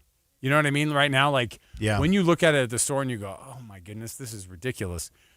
Because it just seems like it's a luxury now to have a steak, by the way. It's a lot. When you go to Costco, and Costco used to be like the one where you go, oh, good. Costco, Sam's. They're good. I don't have to, I'm not going to pay $1 gajillion. When you see that pack of 4 steaks on there and it says $91 on it, and you're like, okay. I can't remember the last time we bought beef. And it's not even prime. Like, it's not even prime. We've done chicken recently. We've done pork recently. Yeah. Sausage. I can't remember the last time we got beef. Start naming all the meats you've bought recently. We've done lamb. Well, that's kind of it. Pork. I mean, it's just sausage.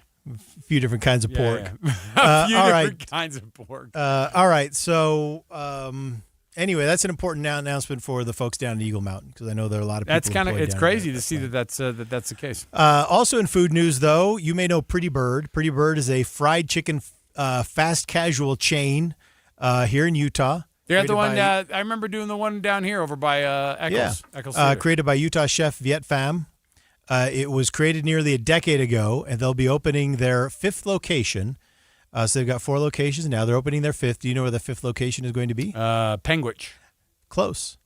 Where? Los Angeles, California. Oh my goodness. Yeah. They're would think moving that into is Cali. That so Pretty Bird. How would you describe it? It's kind of the hot chicken craze, right? Yeah, it's part of the hot chicken thing. That's how I see it. I guess. I'm in the same. I don't know if it's.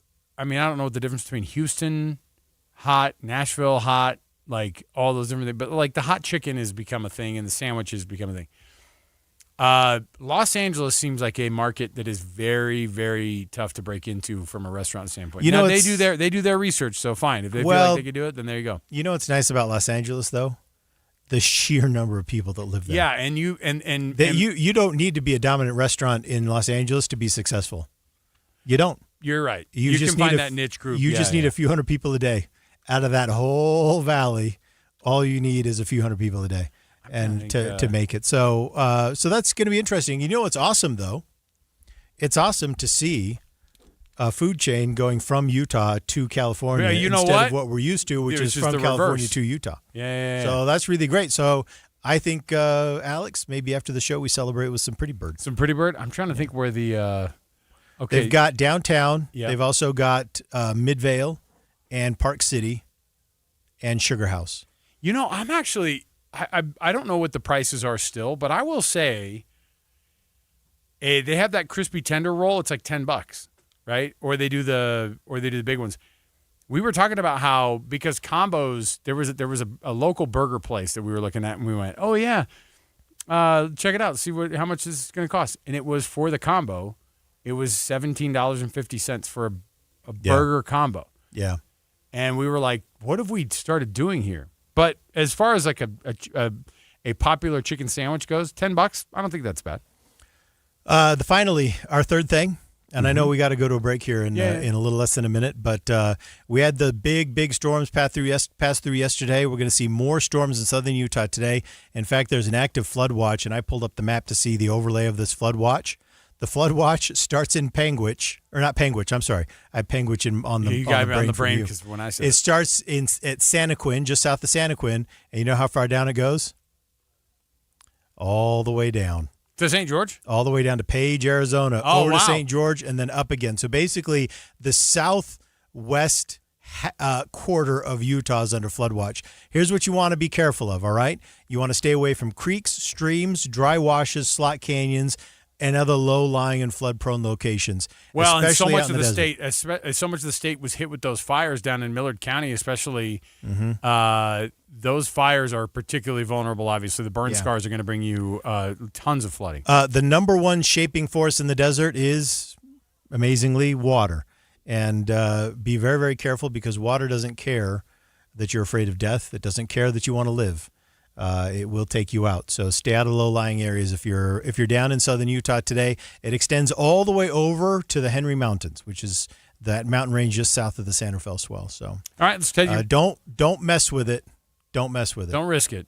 Let's take a break. We'll come back. When we do, after news, traffic, and weather, daylight saving time. Yes, you've probably wished that we could just find a time, stick with it.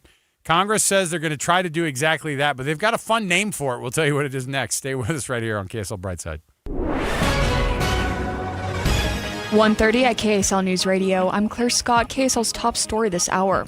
Tyson Foods workers in Eagle Mountain are preparing to lose their jobs as the company plans to permanently close its beef facility around October 12th. Maridel Lewis has worked there since nearly the beginning and says the announcement caught her off guard. I was very sad because it's like I was one of the first there when the production was open, and it hurts.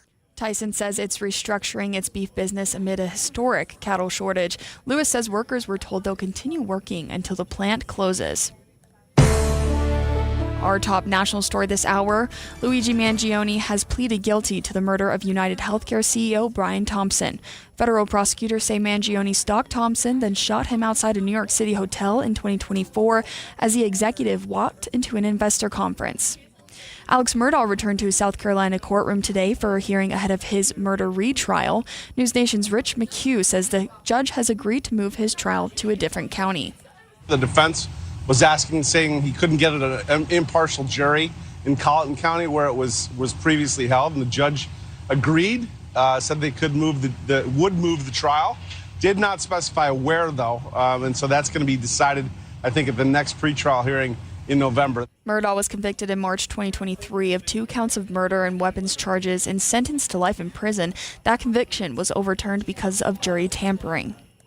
Your money at this moment, the Dow is down 65 points, the S&P is down 16. And coming up, isolated thunderstorms. KSL weather is next. KSL News Time, 1:32.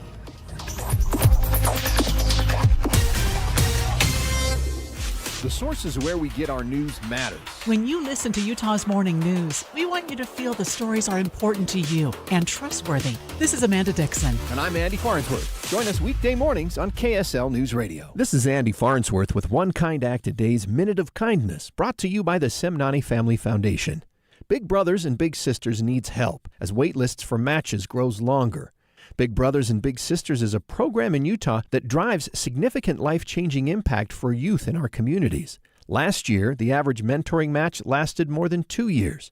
Ahmad and Logan started their lifelong friendship from the program. Logan always wanted his own little brother, so this program was a great fit. He recommends the program to others like him. There are currently 90 kids this summer who are waiting to be matched with a big brother or a big sister. A lot of them are males. Find one of the 3 Big Brothers and Big Sisters locations in Utah near you on bbbsu.org. That's bbbsu.org. Help a society or a person in need of mentorship by showing a kind act to them. Find further resources at thepowerofkind.org. That's thepowerofkind.org. Your business isn't just a balance sheet. It's the late nights, the bold bets, the people counting on you to get it right. At UMB Bank, they've stood beside businesses like yours since 1913, not just as a bank, but as a team who understands what's at stake. Because real banking isn't just transactions, it's trust.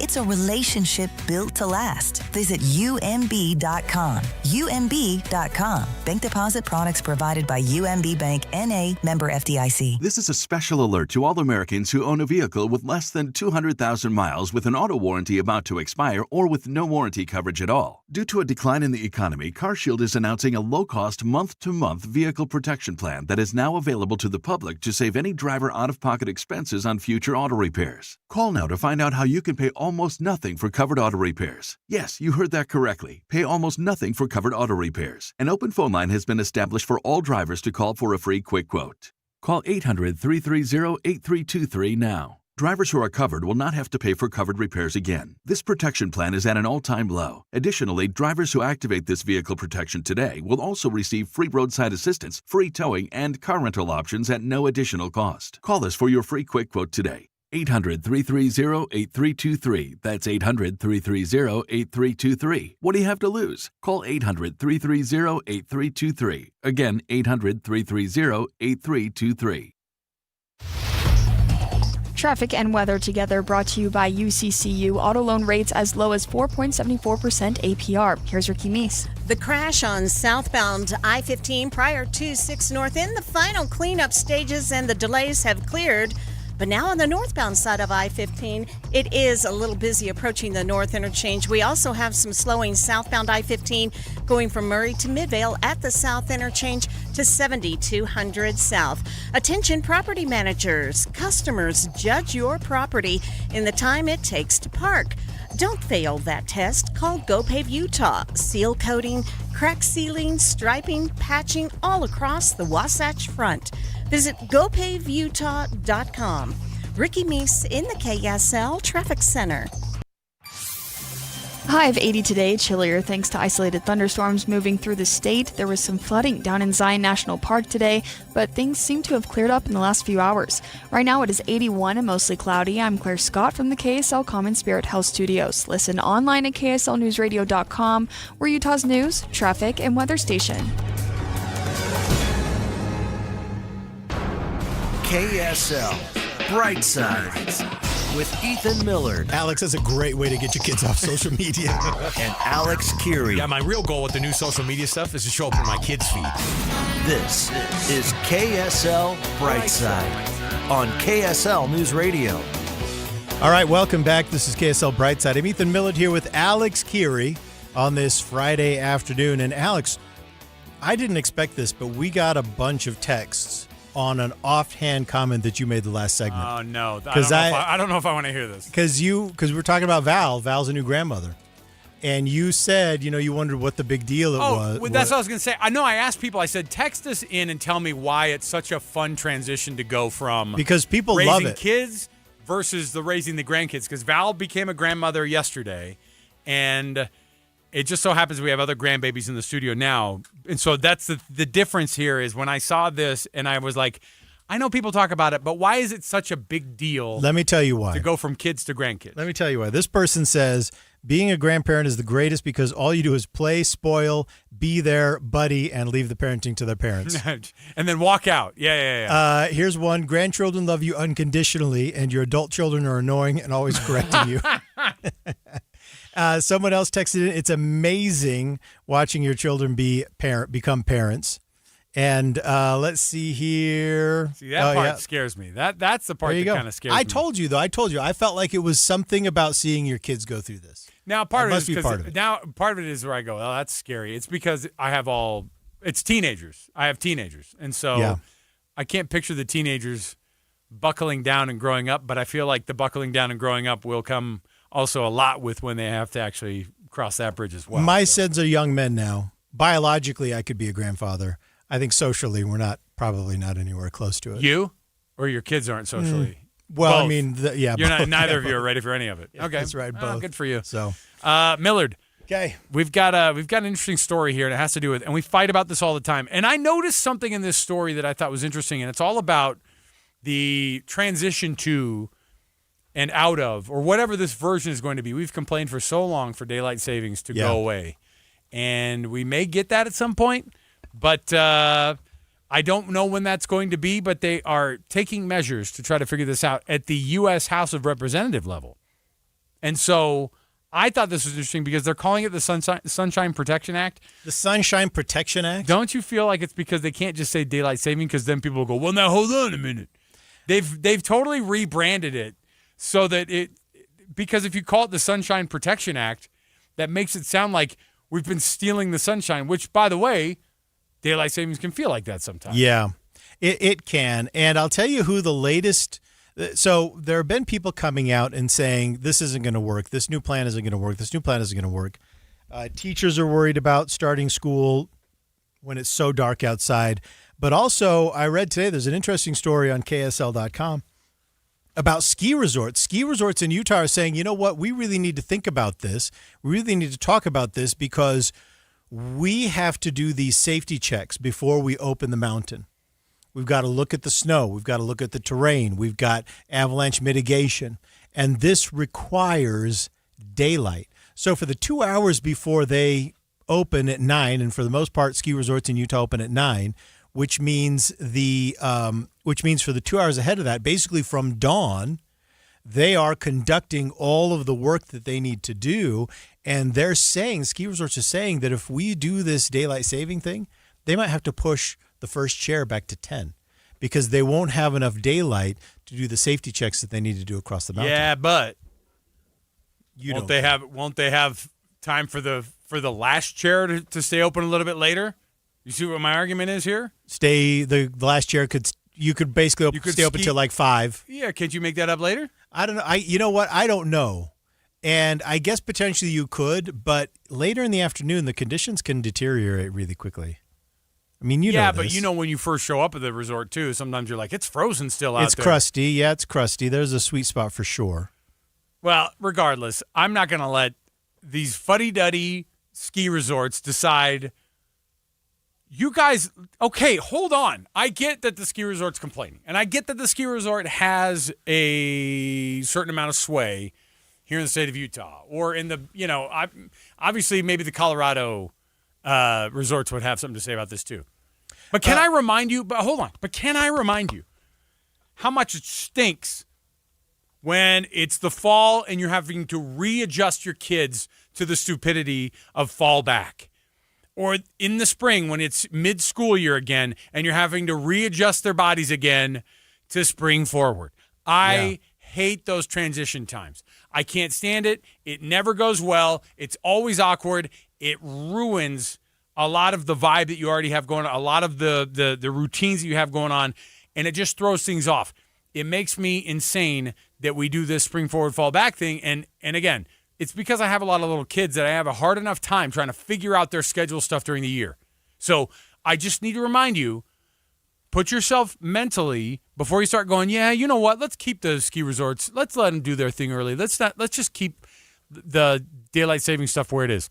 I don't want to do it. Springing forward and falling back needs to be out of our lives. We don't need to do it for the farming situation anymore like we used to pretend like we needed it for. It is not something we have to do. Do not do it anymore. It ruins you. Just go back to when it's November and March when you get sprung forward and falling back, and it ruins your freaking schedule for like a month. We got a text from Corey. Corey says he kind of agreed with you, Alex. I work at a ski resort. I hear the argument, but we can also stay open till 5 p.m. if the daylight's there. Let's go. Which, of course, the daylight would be there. It would be there. And so why not push it to a little bit later? And by the way, I'm okay with that. I'm going to defer to you on this, Alex, because I hear the passion in your voice. Well, but also, but Ethan, you've done this. You've done this too. But I've never really I bet you forgot about it. You probably forgot about how annoying it was when the kids are small and having to get a whole household back again to some normalcy. It's annoying. It's not that. It's the spring forward fall back. It never bothered me a ton. But it was annoying. Well, it's annoying to have to wake up an hour earlier. But I did like getting that daylight. Getting an extra hour of sleep. The extra daylight? Yeah, because in the wintertime it gets darker, and then all of a sudden it's lighter again. I liked that because I kind of need that. I don't do great in the wintertime. Dude, I kind of need the sun. So my world, I get it. I'm in a weird spot because a lot of our life right now revolves around wake up and bedtime. Those two things kind of ruin my life a little bit. I don't say ruin it, but our lives revolve a lot around it. So when you're trying to convince a kid to go to bed an hour earlier, or I get it when you get the trade-off of like, oh man, they're going to bed right now and it's like 8 o'clock. The thing is that they end up getting up super early too. And when the girls are up really early for me, that kind of ruins my situation too. Yeah. So none of it's good. So my attitude is just revolving around my personal situation, which again, don't make legislation just on my behalf. Just listen to whatever your constituents are doing. Let's do this. Ethan goes, I'm okay with it, but my co-host is pretty passionate about it. We should change the law. Let's do this. Let's just all get to. Look, everyone likes you, Alex. You're generally well liked. That's not true, but go ahead. You're a man of the figure in people. this community. Okay, sure. So I think we should give you what you want. I think this is what Alex wants. Let's give it to him. Let's craft our concepts of time and day. And let's do it how do it how it's best for Alex. Okay, or how about this? You tell me. You could send me a text too. Am I poo-pooing too much the idea of the farming community having too much? Like that was the old argument, but we don't really have that as an argument anymore, right?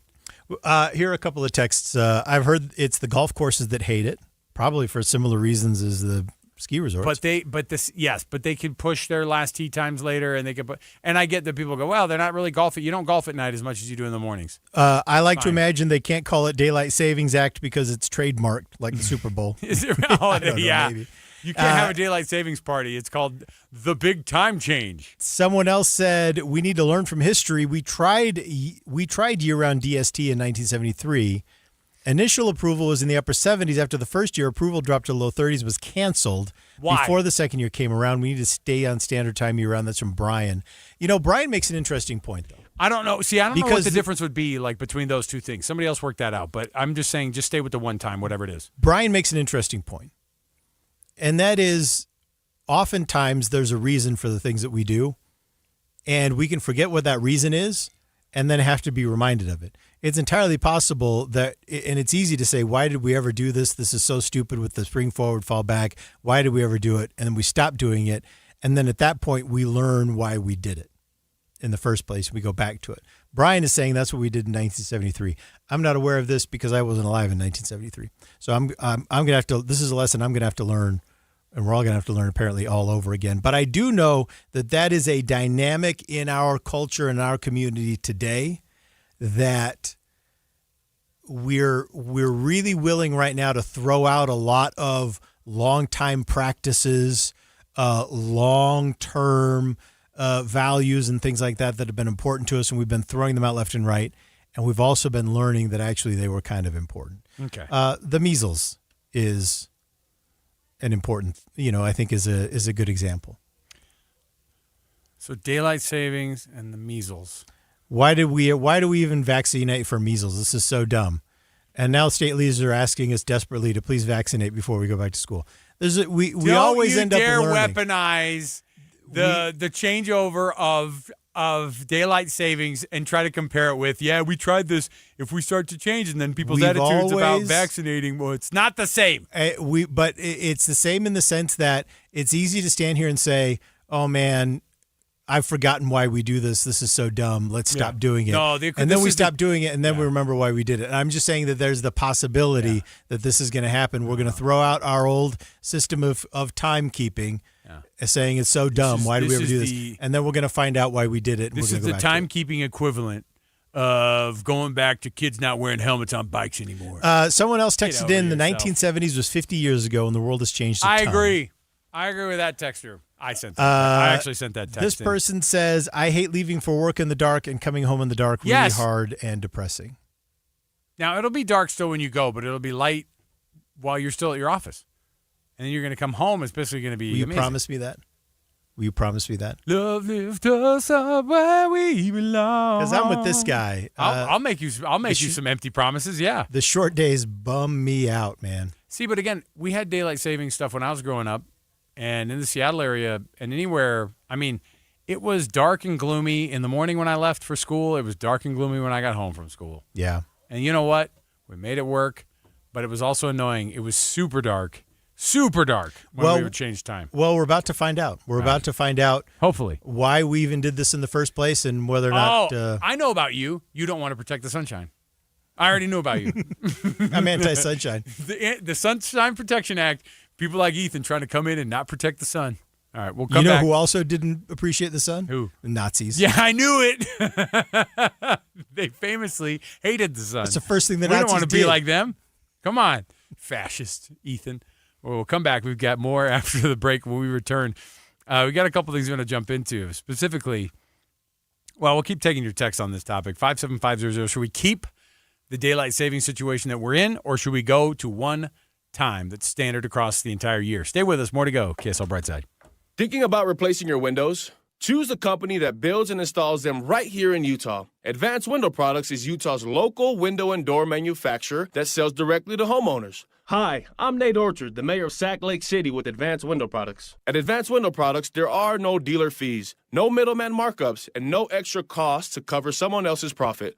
From manufacturing to installation, every step is handled by Advanced Window Products' local team. Every window is custom built in Salt Lake City for Utah's homes and backed by one of the strongest warranties in the industry, a lifetime warranty covering labor, glass, and parts. Even better, it's fully transferable to the next homeowner.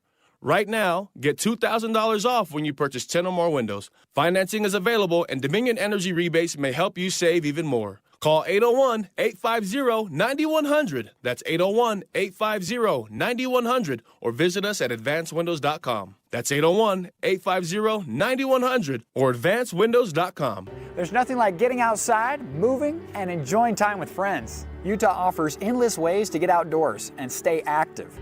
Pickleball, hiking, biking, and more. Staying healthy is fun if you do it safely. Intermountain Health recommends taking time to stretch, warm up, stay hydrated, and pace yourself. These small steps keep activities safe and enjoyable for everyone.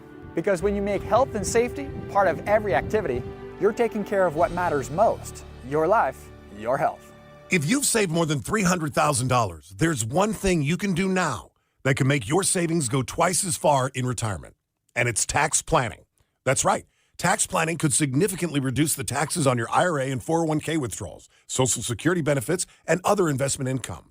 Find out how much money you could save with a free retirement tax savings analysis from the good people at Boss Retirement Solutions.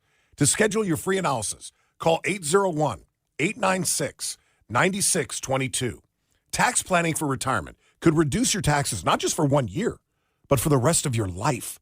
And the savings could be six figures. Let's find out how much money you could save. Call 801-896-9622. 801-896-9622. For informational purposes only, actual results may vary. No statement contained herein shall constitute tax, legal, or investment advice. Advisory services offered through Boss Retirement Advisors, an SEC-registered investment advisor. Insurance products and services offered through Boss Retirement Solutions. On BritBox, your next hidden gem is right around the corner. If you're going to be bold, here is the place to do it. Get ready for Britain's most anticipated series, streaming exclusively on BritBox. Catch new seasons of favourites, including Ludwig, starring David Mitchell. You want someone to get murdered? And the eagerly awaited new adaptation of Agatha Christie's iconic detective duo, Tommy and Tuppence. Do you think we're actually really good at this? Stream the best of British TV on BritBox. Watch with a free trial.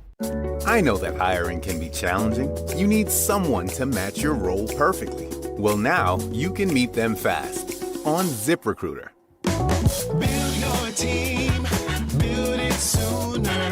Meet your match on ZipRecruiter. Just head to ZipRecruiter.com/free right now to try it for free. That's ZipRecruiter.com/free. Meet your match on ZipRecruiter. Try it free. Any Hour Services can make sure your AC keeps you cool this summer. Whether you need a tune-up, repair, or just a second opinion about replacing it, call Any Hour Services or visit anyhourservices.com. KSL Brightside with Ethan and Alex. Your lunch hour just got more interesting on KSL News Radio. Okay, welcome back. You're listening to KSL Brightside. I'm Ethan Millard here with Alex Keary, and we got a text at the end of that last segment, and it led me to do a little bit of follow-up Google searching. It says this: Ethan breaking out Ethan breaking out Chesterton's fence to defend daylight savings. LOL. And I thought, what's Chesterton's fence? I hate hearing you try to say it. I'm Chesterton's fence. I've got a mouthful of marbles. If you would have told me that Chesterton's fence was like a city in Piute County, I'd go, oh yeah, that's cool. Yeah. Chesterton's fence. What is it? So I thought it was like a logical fallacy. I thought he was accusing me of a logical fallacy. What is it? It is the principle that you should never destroy a rule, law, or tradition until you understand why it was created in the first place. That's Chesterton's fence. Apparently, it was introduced by G.K. Chesterton, the writer, in his 1929 book, The Thing. See, and I thought that Chesterton or Chesterton? Chesterton. See, and I thought Chesterton was a farmer here that was like, I'm going to build this fence. Well, all these fences got broken when we didn't put daylight savings into account. You forgot all my fences were broken. That's what I thought it was. But I think that's an interesting. It was some principle. That's an interesting way, and I do think that that's an important thing. I just feel like it's even odds that after a year or two of this new time situation, that we'll remember why we did it in the old way in the first place. We'll go back to it. I'm just saying there's a 50-50 chance. That's all I'm saying. But, maybe we won't. Maybe this time it'll stick. But it does seem like there's that element of our culture where we're not remembering why we did certain things, so we kind of throw them out. And ultimately, we'll have to go back to it. Someone says, ask the people in Arizona, they've done it for years. I'm not interested in other people's, the state's opinions on We don't live in Arizona. No, but I will say, yes, they have pulled it off for a long time. So what's the secret? It would probably get a little bit lighter a little bit sooner there and a little bit darker a little bit sooner there. But again, it is funny how once a year, for 6 months of the year, we share the same time with Arizona, and the other 6 months we're like, never heard of you. Never heard of you. We don't have the same time. I don't know who you are. This person texted in, I guess I'm probably too dense to have a conversation about daylight savings time. Well, you can join the club here. I know. On KSL Brightside. Listen, I'm no scientist. And then he says, who has more control in adjusting their opening and closing times than ski resorts and golf courses? They can adjust to daylight without ever having to adjust their clocks. That's true. They really can do that. Yes, that's and you know what? There's always that 2-week period when they forget to change the time on the clock up on the wall at church, and it just drives you up the wall. It sends me through the roof. I won't change it myself. Mm-hmm. But, that plastic white clock, I'm like, somebody change it. Otherwise, I'm going to go nuts. Yeah. And when they finally do, then I'm like, all right, the world's right again. Now, again, I don't know how much this is going to make a difference. I say we split the difference. Take 30 minutes off of the front and the back of each time. Of each time zone and call it good. Ben had that recommendation too. Apparently that's what North Korea did. No. Well, then for sure we can't do it. Well, why not? It's not. I mean, just because they're the worst country in the world doesn't mean they can't sometimes have a good idea. That is a terrible idea.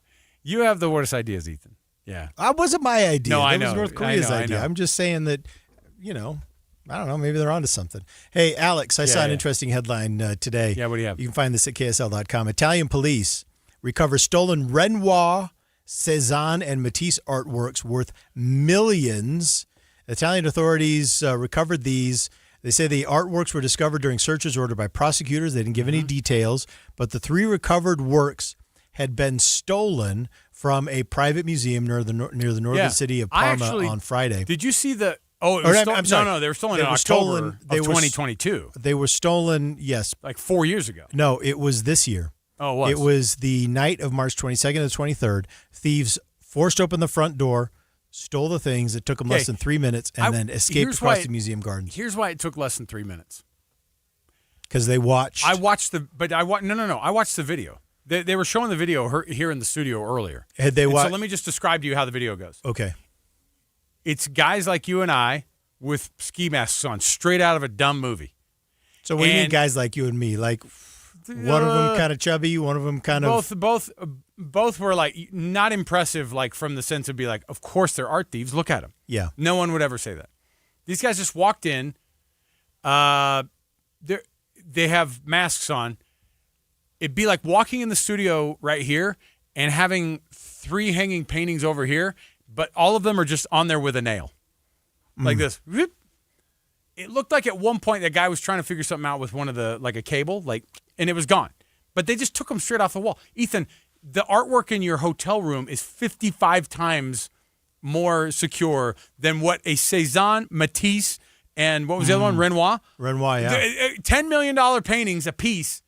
And these guys walked in and they took them off the wall like they were taking a picture off of my bathroom wall. You know what I mean? Yeah, they just walked in and took it. So when they go, it took these thieves 3 minutes to go in there and take those things. I go, okay, so it sounds like they pushed the door down kind of easy. And for sure, on the video, they just walked in and took those things off the wall. You remember the Thomas Crown Affair? Oh, I love Pierce great... Brosnan, Thomas Crown Affair, when they did the whole elaborate theme to steal the I just Mona Lisa, love a good heist whatever movie. It was. I just love a good heist movie. I'm a sucker for it. It's great. I am too. All right. We've got news, traffic, and weather here at the top. You don't want to miss our second hour. It's a Friday. Let's have fun, huh? KSL FM Midvale. KSL Salt Lake City. From the KSL Common Spirit Health Studios, this is KSL News Radio. Utah's news, traffic, and weather station. 2 o'clock at KSL News Radio. I'm Claire Scott. KSL's top story this hour. The University of Utah is trying to get their workers back on campus, and some people aren't happy about it. KSL News Radio's Cameron Elliott reports. Some U employees first heard of the change on the university's Reddit page, where one user posted that a, quote, reliable source told them that they will soon be required to be in the office 3 days a week. Many of the comments under the post expressed doubt about the amount of available space in the offices, while others question if the campus has the parking space to accommodate that many workers at the same time, especially while the new large parking structure on campus is still incomplete. A university spokesperson confirmed the scheduling change and told KSL it will go into place on January 1st of next year. Our top national story this hour from ABC News. California is preparing for what could be a historic El Niño winter.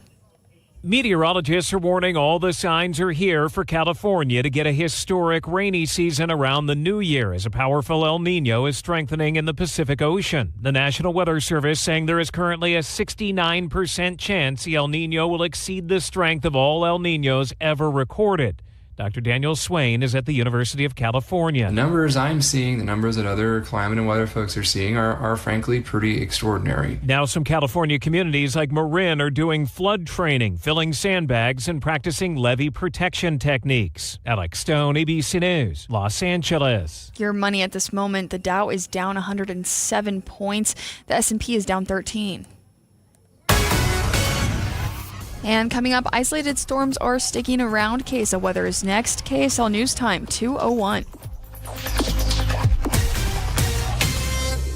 Mornings are for recharging. And they're for starting your day right. We volunteer to join you in the car. Get news and weather at 102.7 FM during the most important part of your day. Andy and Amanda, each morning between 5 and 9 on KSL News Radio.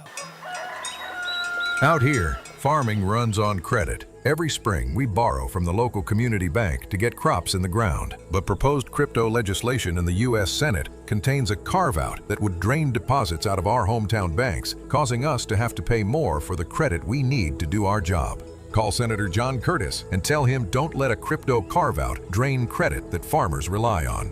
Learn more at farmersforafairdeal.com. Paid for by Farmers for a Fair Deal. Let's face it, it's time to give your finances a serious glow-up. Hi, I'm Susan Spears, a certified public accountant and host of the all-new podcast, Talk to Your CPA. Think of this as your ultimate money guide, packed with actionable tips for every stage of life. Starting a family, college, a business, retirement. We'll cover it all and call on a deep bench of money experts to share their best strategies. And when I switch into CPA mode, we'll cut through the jargon to uncover hidden tax breaks or financial nuggets that might work for you. like special deductions for tax earners, tax wins at age 65, and benefits when you buy a new car, or just how to stretch your dollar. The first episode drops soon, so subscribe to Talk to Your CPA on your favorite podcast platform today. Because true financial freedom isn't about ditching your daily latte. It's about uncovering hidden hacks to launch a financial glow-up that keeps on glowing.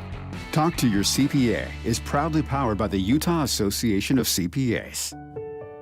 I'm really interested to hear about how your parents talk to you at home, and how do you think they can kind of break through to you?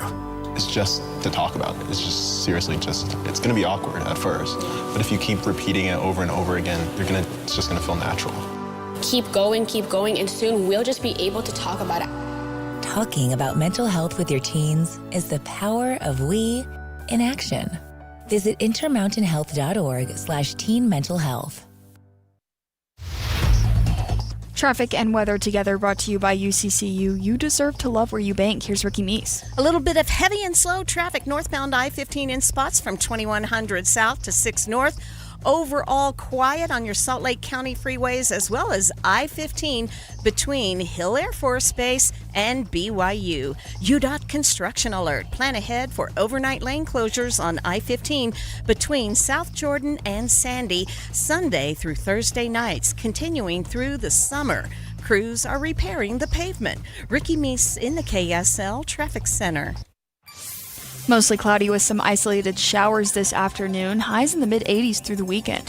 By Monday, back to 90 degrees and mostly sunny. Right now it is 79 and mostly cloudy. I'm Claire Scott from the KSL Common Spirit Health Studios. Listen online at kslnewsradio.com for Utah's news, traffic, and weather station. KSL Brightside with Ethan Miller. Out-of-staters like to talk about us, but I think they want to move here. And Alex Curie. Ethan, they hate us because they ain't us. This is KSL Brightside on KSL News Radio. Okay, welcome back. You're listening to KSL Brightside. I'm Ethan Millard here with Alex Curie. And Alex, we've been talking about the flock cameras, which are those license plate reading cameras that have been going up in cities all over. And this is just about to get even bigger than I think any of us realized, because according to information published by a political action group called Utah Civic Compact, they were able to request some information, and they learned that the flock cameras in Weber County, just in Weber County, Utah alone, generated over 5.1 million searches between February 2022 and July 2026. By law enforcement? Yes. Whoa. 5.1 million. There are 10 flock cameras. The data generated by those 10 flock cameras in Weber County, Utah. Yeah. Law enforcement searched those 5.1 million times. That's crazy. 97% of those searches originated from law enforcement agencies outside of Utah.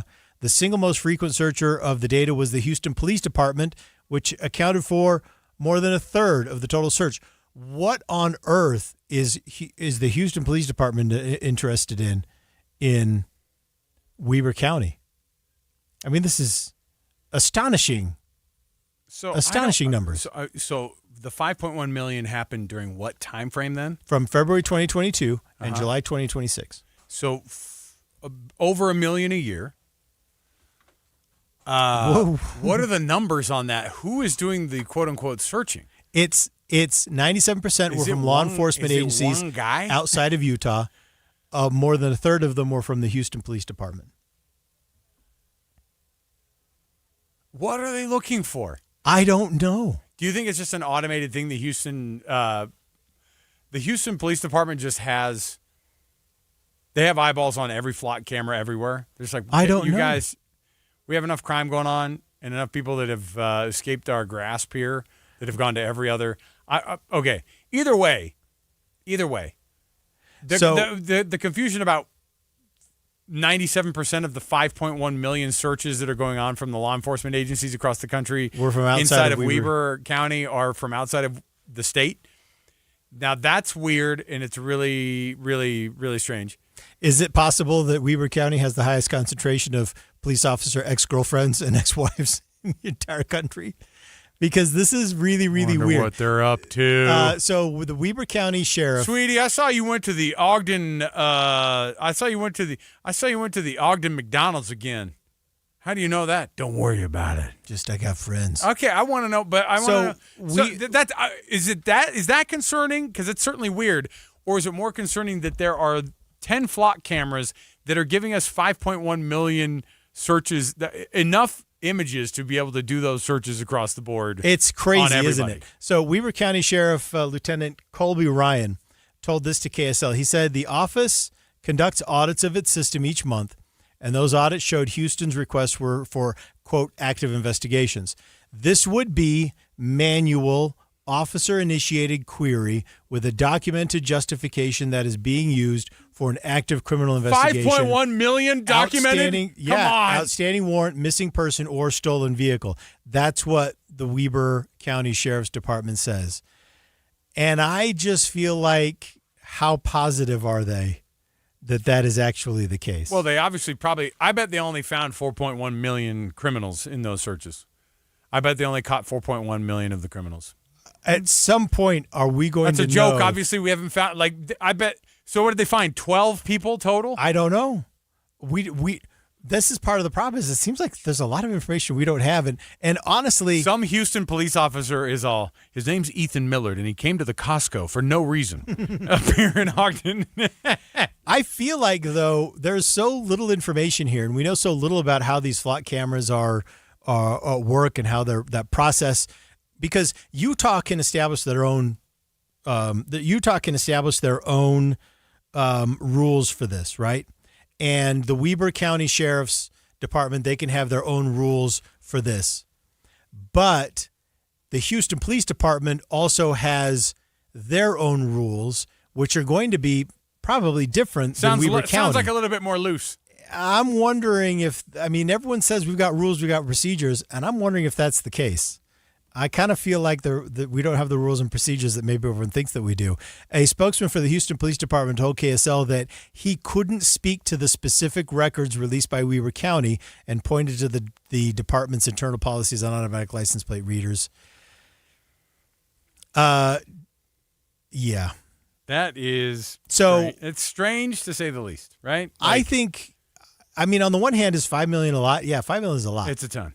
Is it too much? I don't know. Oh, yeah, of course. Is it a normal amount? I don't know. It sounds like a lot, but I guess I have to confess. It sounds like I don't know how to know that it's too much or an inappropriate amount. Well, let me ask. I'm not sure. So, let's just go 5.1 million. So 5.1 million divided by the 4 years. Let's just say the 4 years, okay? So that's 1. So then let's divide that by 365 days a year, okay?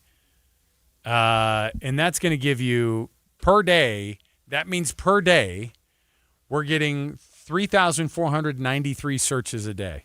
So per day over the past 4 years, the average has been 3,500. So you're wondering if is that too much? I don't know. Is 3,000 searches across the 10 cameras across the 10 cameras per day for the past 4 years a lot? I'm just trying to think. Okay, so how could I be as generous? What are we doing? It's raining like crazy again. Like cats and dogs out there. Hey, don't swim in the gutters, please. That's just a little PSA, just to let you know. We got another. There's gully a lot washer. of PSA in the gutters that's going to get you. Yeah, we got a gully washers here in downtown Salt Lake again. But Alex, okay, so just I'm trying to think of how I could be as charitable as possible in this. Like, what could there be to explain these high numbers? Is it possible maybe, let's say a police officer gets a case and the procedure itself is inefficient and generates repeated or redundant requests? I'm sure there's some of that. I'm sure there is, hey, we're looking for this person, and when it checks the cameras, when it checks each camera on each frame for the past 4 months inside that space, technically it's a search of a cajillion quote-unquote searches. What about this? So what if let's say one traffic camera captures 1,000 license plates in a day? Would that be it? So then the system has to query each image. It has to of sift. each license plate. So so they're saying we're looking for this license plate. So each camera looks for through each image to see if there's a match. It could be It could be something like that. It could be as mundane as each image, each frame of each camera, of each search counts for its own search. I wonder. That number was so astonishingly high. Yeah. Like it was so that there. I feel like there has to be a dumb technical answer for it. If it were lower than that but still high, then I would imagine police officers searching for their ex-girlfriends. Right? Then I would imagine that, which is a problem that we already know happens. We already know happens. Right? We already know that happens. Uh, I don't know to that tune, but you know. 5 million. I feel like this is there's a technical here's what I want to answer here. But here's the part that should be concerning to you if you're just the average citizen. Because remember the thing we asked AI about yesterday is what is it that the average citizen who hasn't done anything wrong should be concerned about when their image comes up? I want to know because I'm in Weber County, not frequently, but I'm there a lot more than you are. I periodically have to find myself there for kids' football games or baseball games primarily. Yeah. That means I want to know how many of the license plate snapshots were of the Curie family vehicle at some point. You know what I mean? Because at least 30,000 maybe. I know based on these numbers, I probably have 100,000 of just a couple times we went to baseball games. There's his Suburban again. They're looking through this guy. Gosh. This guy again. Go back home. But that means that my Suburban is on some Houston police officer's desk, and he goes, "Look at this chump." But you know what I'm saying? Like that's why you should be concerned. That your honestly, car, the picture of your car, is just floating around over there. The more I think about this, the more I think I might be right. 5 million searches over the course of a 4-year period, just on 10 cameras in Weber County. I feel like they must be reporting every frame of every license plate. No, you're going down the route that they want you to go down, which is it's probably actually not that big of a deal. I'm carrying water for the man. Hey, right now is what this is. It's not that big of a deal. It's just a couple images here and there. Yeah. And if we find that one killer, we're fine, right? No, I'm doing heavy lifting. I'm doing the heavy lifting for the surveillance state right now. And I hope they appreciate what I'm doing for them. Ethan's like, anyway, check out flockcameras.com for more information about how you can keep your company and your community safe. I'm Ethan Millard for Flock Cameras, but I'm just doing a show. Hey, if we start, listen, hey, listeners out there, if we start doing commercials for Flock Cameras, we've been abducted. We've been abducted. Hi, I'm Ethan Millard for Flock Cameras. Hey, here on Brightside, being safe. We've been talking about Flock Cameras for a long time. Just a great quality product that they provide. And this month only, you can do a search on your ex-girlfriend, like at half price. Oh my goodness. Oh, geez. Just funnel it through the Houston Police Department. Jeez. For a $10 Walmart gift card. You can get your hands on. It ends up being a scam. Premium surveillance. Hello? Blip, blip. Hi, am I speaking with Ethan? It does become a scam phone call. You know that blip, blip that you get at the front end of the scam phone call? Mm-hmm. But you go, well, I'm going to still stay on the line just for fun, just to see what they're going to do here. This is probably my mom. Blip, blip. Hello, is this Alexander? Sheldon texted in, I live in Weber County. I consider myself law-abiding. But does everyone else consider you law-abiding? You have 1 million of those. You live in Weber County, Sheldon. That means you have 1 million of these 5 million. He says, images. Why does the government need to know when I'm headed to Costco or the car wash or the Fizz? Yeah. Well, if you had nothing to hide, you'd be okay with it. Says Ethan Millard on KSL Brightside in his part of the press release for Flock. If you're not doing anything wrong, all right. Why do you care? Let's take a break. We'll come back. We've got more around the corner when we continue. We've got an interesting thing that happened that you probably didn't even hear about, but the Ukraine and the U.S. practiced a war game, and what this, quote, war game has taught the U.S. military, you'll be shocked by some of the results. I think they probably were. Stay with us. It's KSL Brightside. Hi, I'm Maria Shilaos, host of the KSL News Daily podcast, where you'll get a deep dive on a story important to you and the 3 things you need to know each weekday morning. Follow the KSL News Daily today, wherever you get your podcasts. Hi, this is Doug Wright. I'm here with Monty from Connecticut Quality Water Systems of Salt Lake, an authorized independent Connecticut dealer. And I was thinking the other day, Monty, that every water softener I've ever seen has a giant tank that holds bags and bags of water softener salt. Well, except one, the one I have in my home.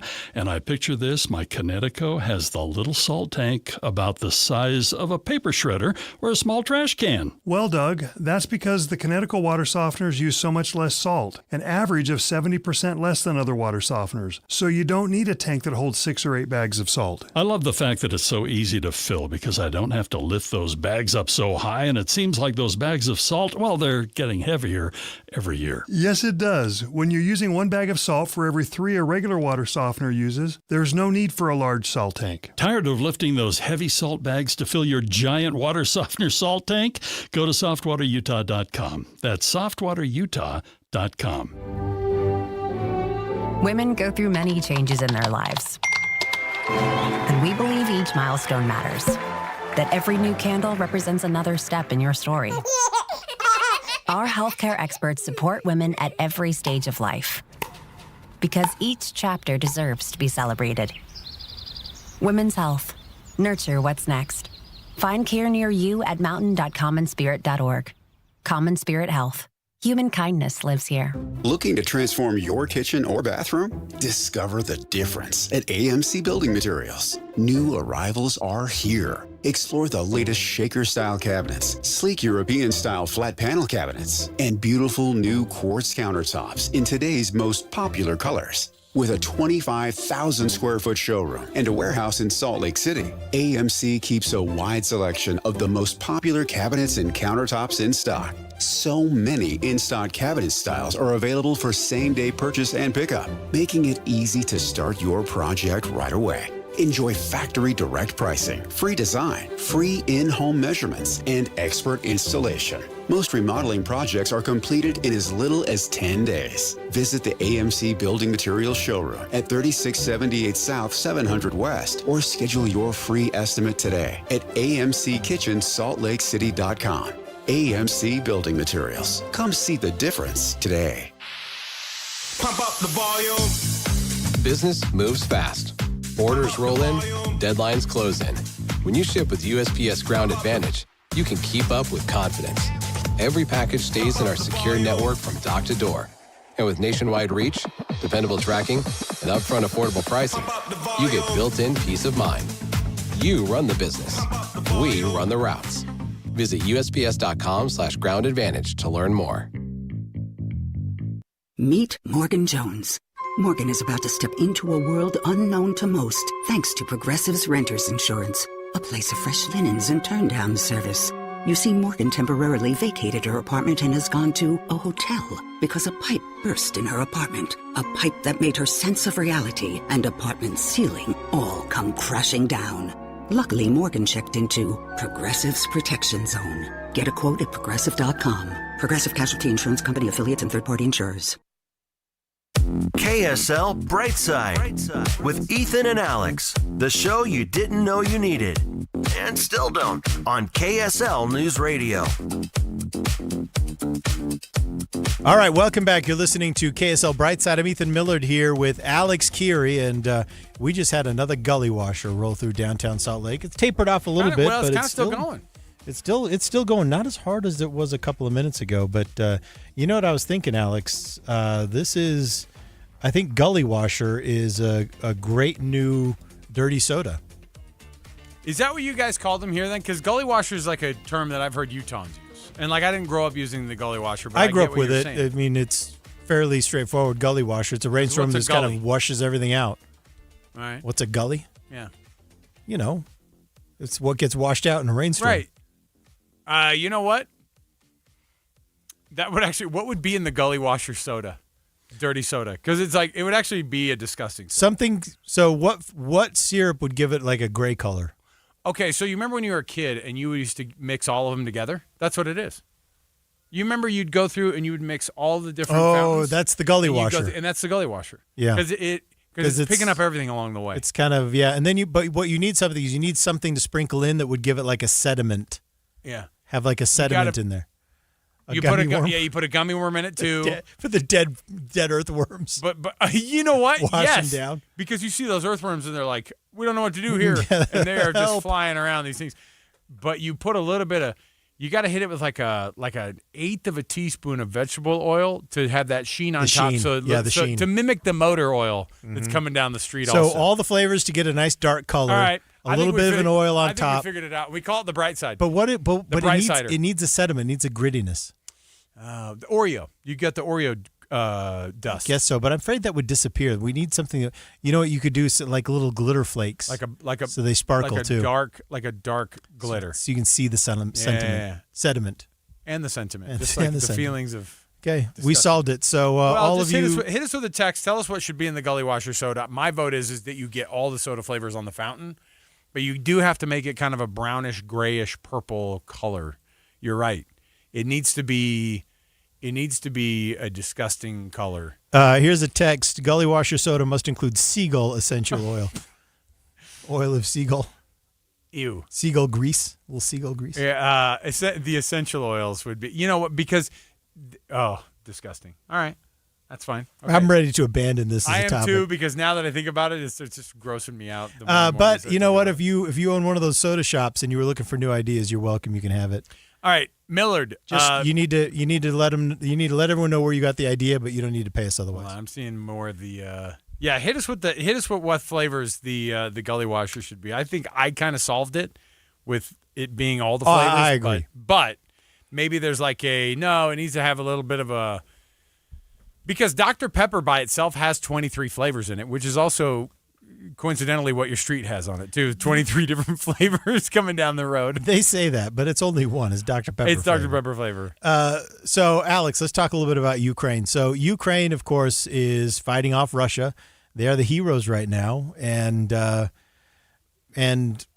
U.S. actually owes them a really, really big thank you, because what they're doing is they're showing us the future of warfare without us having to learn it firsthand by getting our soldiers killed and our equipment destroyed. What's that mean? What it means is this month, Ukrainian teams and U.S. teams met together for war games where Ukrainian drones were able to wipe out an entire U.S. tank brigade, not only once, but multiple times. Now, of course, they didn't literally wipe it out. These were war games. But the armored vehicles were being destroyed so quickly that they were allowed to be, quote, respawned and sent back into the war games as they were killed. They basically even get sent back in, and they really couldn't even keep up. These were held in Germany from April 9th to May 10th. Basically, Ukraine was able to show the U.S. what we needed to do to get ready for what is obviously the future of warfare, which is with these drones. And there's that open question of, in the future, will we even be building tanks? You know, that's an interesting thing too, because I think we've all seen the drone videos. You know what you're not going to find in tanks in eastern Ukraine? Yeah, it's Russian tanks. Right, and you're the not Russian find tanks. them And here's what I was gonna say too is that, look, we do this like from a business standpoint, right? Just from a study standpoint, this is helpful. Why? Yeah. Because you look at it and you go, hey, look, because the only way that you can fight against a superpower like the U.S. or Russia, if you're the Ukraine, is to get crafty. And you have to think like the crafty, like if you think that Iran isn't trying to be crafty with the way that they're doing these, they're trying to keep this thing going as long as possible. Obviously, we have way better firepower. Obviously, we have more technology that they could ever assemble in the history of their country. However, they're able to hang, and it's because an annoyingly long time. It's because they can get crafty. And so if we can think like the getting crafty side of things, then maybe that's a new way to do it. And by the way, I think our strategic missile reserves would also thank you later for not having to use that stuff all the time, if you could figure out a better way to meet them kind of where they're at. Ukrainian drone teams also participated in a Swedish-led military exercise for NATO That was held also in May. It was a mock mechanized assault by NATO tanks and infantry fighting vehicles. And Ukrainian drones were able to take out dozens of the attacking armored vehicles, which eventually forced planners to just completely reset the war game. But the U.S. teams... That's the way, by the way, that's the way my kids play games too. They're losing, reset. Yep. I'm out. But the U.S. was able to... The American units were able to learn tactics and practice tactics, including dispersing, hiding from drones, and using electronic countermeasures against drones. So that's, that's good. That's really good practice. But I don't know, in the future, armored vehicles might not even be particularly useful in battlefields in the future because they're not fighting bullets anymore. They're fighting these drones from above. And if you can't hit those drones directly, then all those different kinds of vehicles are useless unless it can be effectively hidden from the drone. So I don't know, but I will say this. It's a good learning experience, okay? And I think we all owe Ukraine a debt of gratitude, not only for fighting Russia almost single-handedly, but also for showing us the future of warfare and also for being so open. And I think it's really generous of them, especially because we have cut our support for Ukraine back almost to zero. We're like, hey, by the way, could you guys show us a few pointers? I mean, we'll help you guys out with something, but could you show us some stuff? I'm honestly impressed by Ukraine's generosity because it wasn't that long ago that Ukraine came to the United States and the president of Ukraine was yelled at and berated at the White House and then walked out a back door after they canceled all of his other events. They basically yelled at him for fighting Russia and how stupid they are for fighting Russia. Did you think maybe we gave him maybe we Venmo'd him some cash after that War Games? And then now we're benefiting from their expertise and they're sharing their expertise with us so openly. I think that shows a lot of generosity and a lot of goodwill on the part of the Ukrainians that I hope we will continue to earn and deserve. But all right, Millard. Yeah, we got to take a break here. We got news, traffic, and weather here at the bottom. When we come back, speaking of the floods that have happened across the state of Utah, obviously the middle of the state is going to be one of those that we're looking at, and we're trying to figure out exactly how to deal with some of these upcoming storms or some of these storms that are going on right now. And we're going to chat about that next. So we'll get you all sorts of things here still coming up here at the bottom. Ricky Meese has got some traffic here for you as well. Stay right here with us. More to go. It is KSL Brightside. It's 2:31 at KSL News Radio. I'm Reagan Edelman. KSL's top local story this hour. Sandy's mayor says people's basements flooded in last night's heavy downpour, and crews have been out all morning assessing the damage. KSL News Radio's McKenna Rodriguez reports. Mayor Monica Zoltansky says she's been out with crews as they clear storm drains and check on affected areas, and you can see where all the debris is built up on the streets and park strips. She's received 30 calls from people whose homes were damaged, most with downward sloping driveways. Some people are even ripping up carpets and cleaning up drywall due to basement flooding. She says having sandbags on hand is a good way to stay proactive, but a storm like last night's that dropped nearly 2 inches in an hour is hard to be ready for. Sandy City is asking that if you see damage to public infrastructure, you report it. Our top national story this hour from ABC News. Preparations underway in Hawaii for a potential hurricane to make landfall this weekend.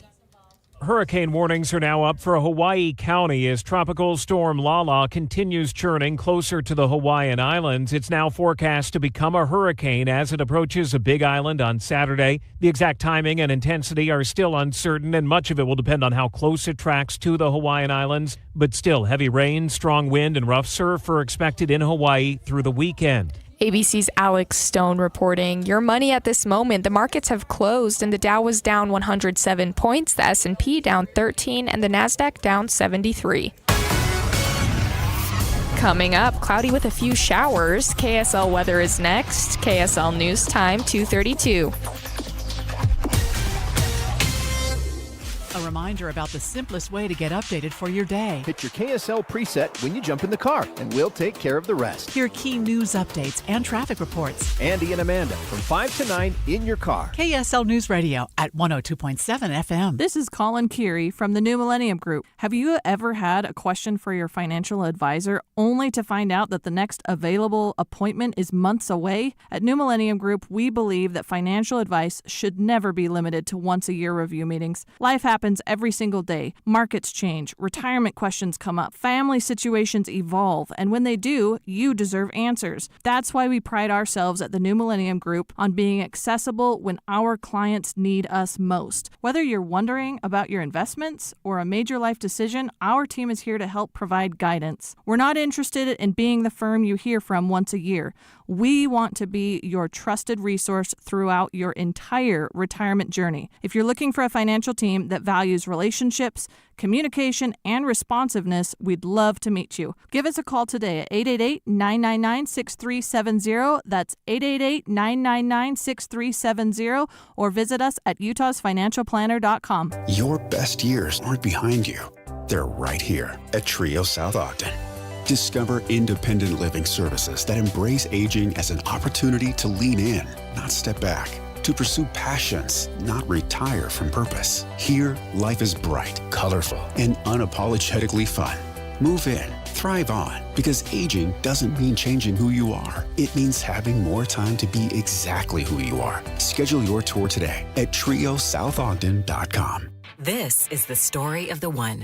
As a maintenance engineer at a beverage manufacturing plant, he starts his day knowing every line is ready to run because Grainger delivers the industrial-grade products he needs to keep mixers, conveyors, and packaging equipment moving. With Grainger's vast selection of bearings, belts, and motors, he keeps operations running smoothly, so nothing grinds to a halt. Call 1-800-GRAINGER, click Grainger.com, or just stop by. Grainger, for the ones who get it done.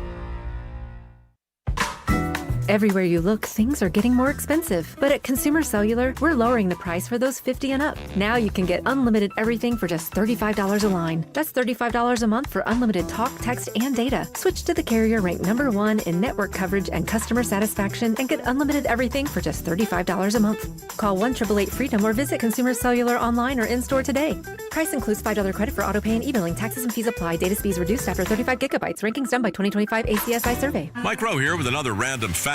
Those cracks on your walls aren't just cosmetic. They could mean your home is sinking. Whether it's drywall cracks, exterior cracks, or sticking doors or windows, do yourself a favor.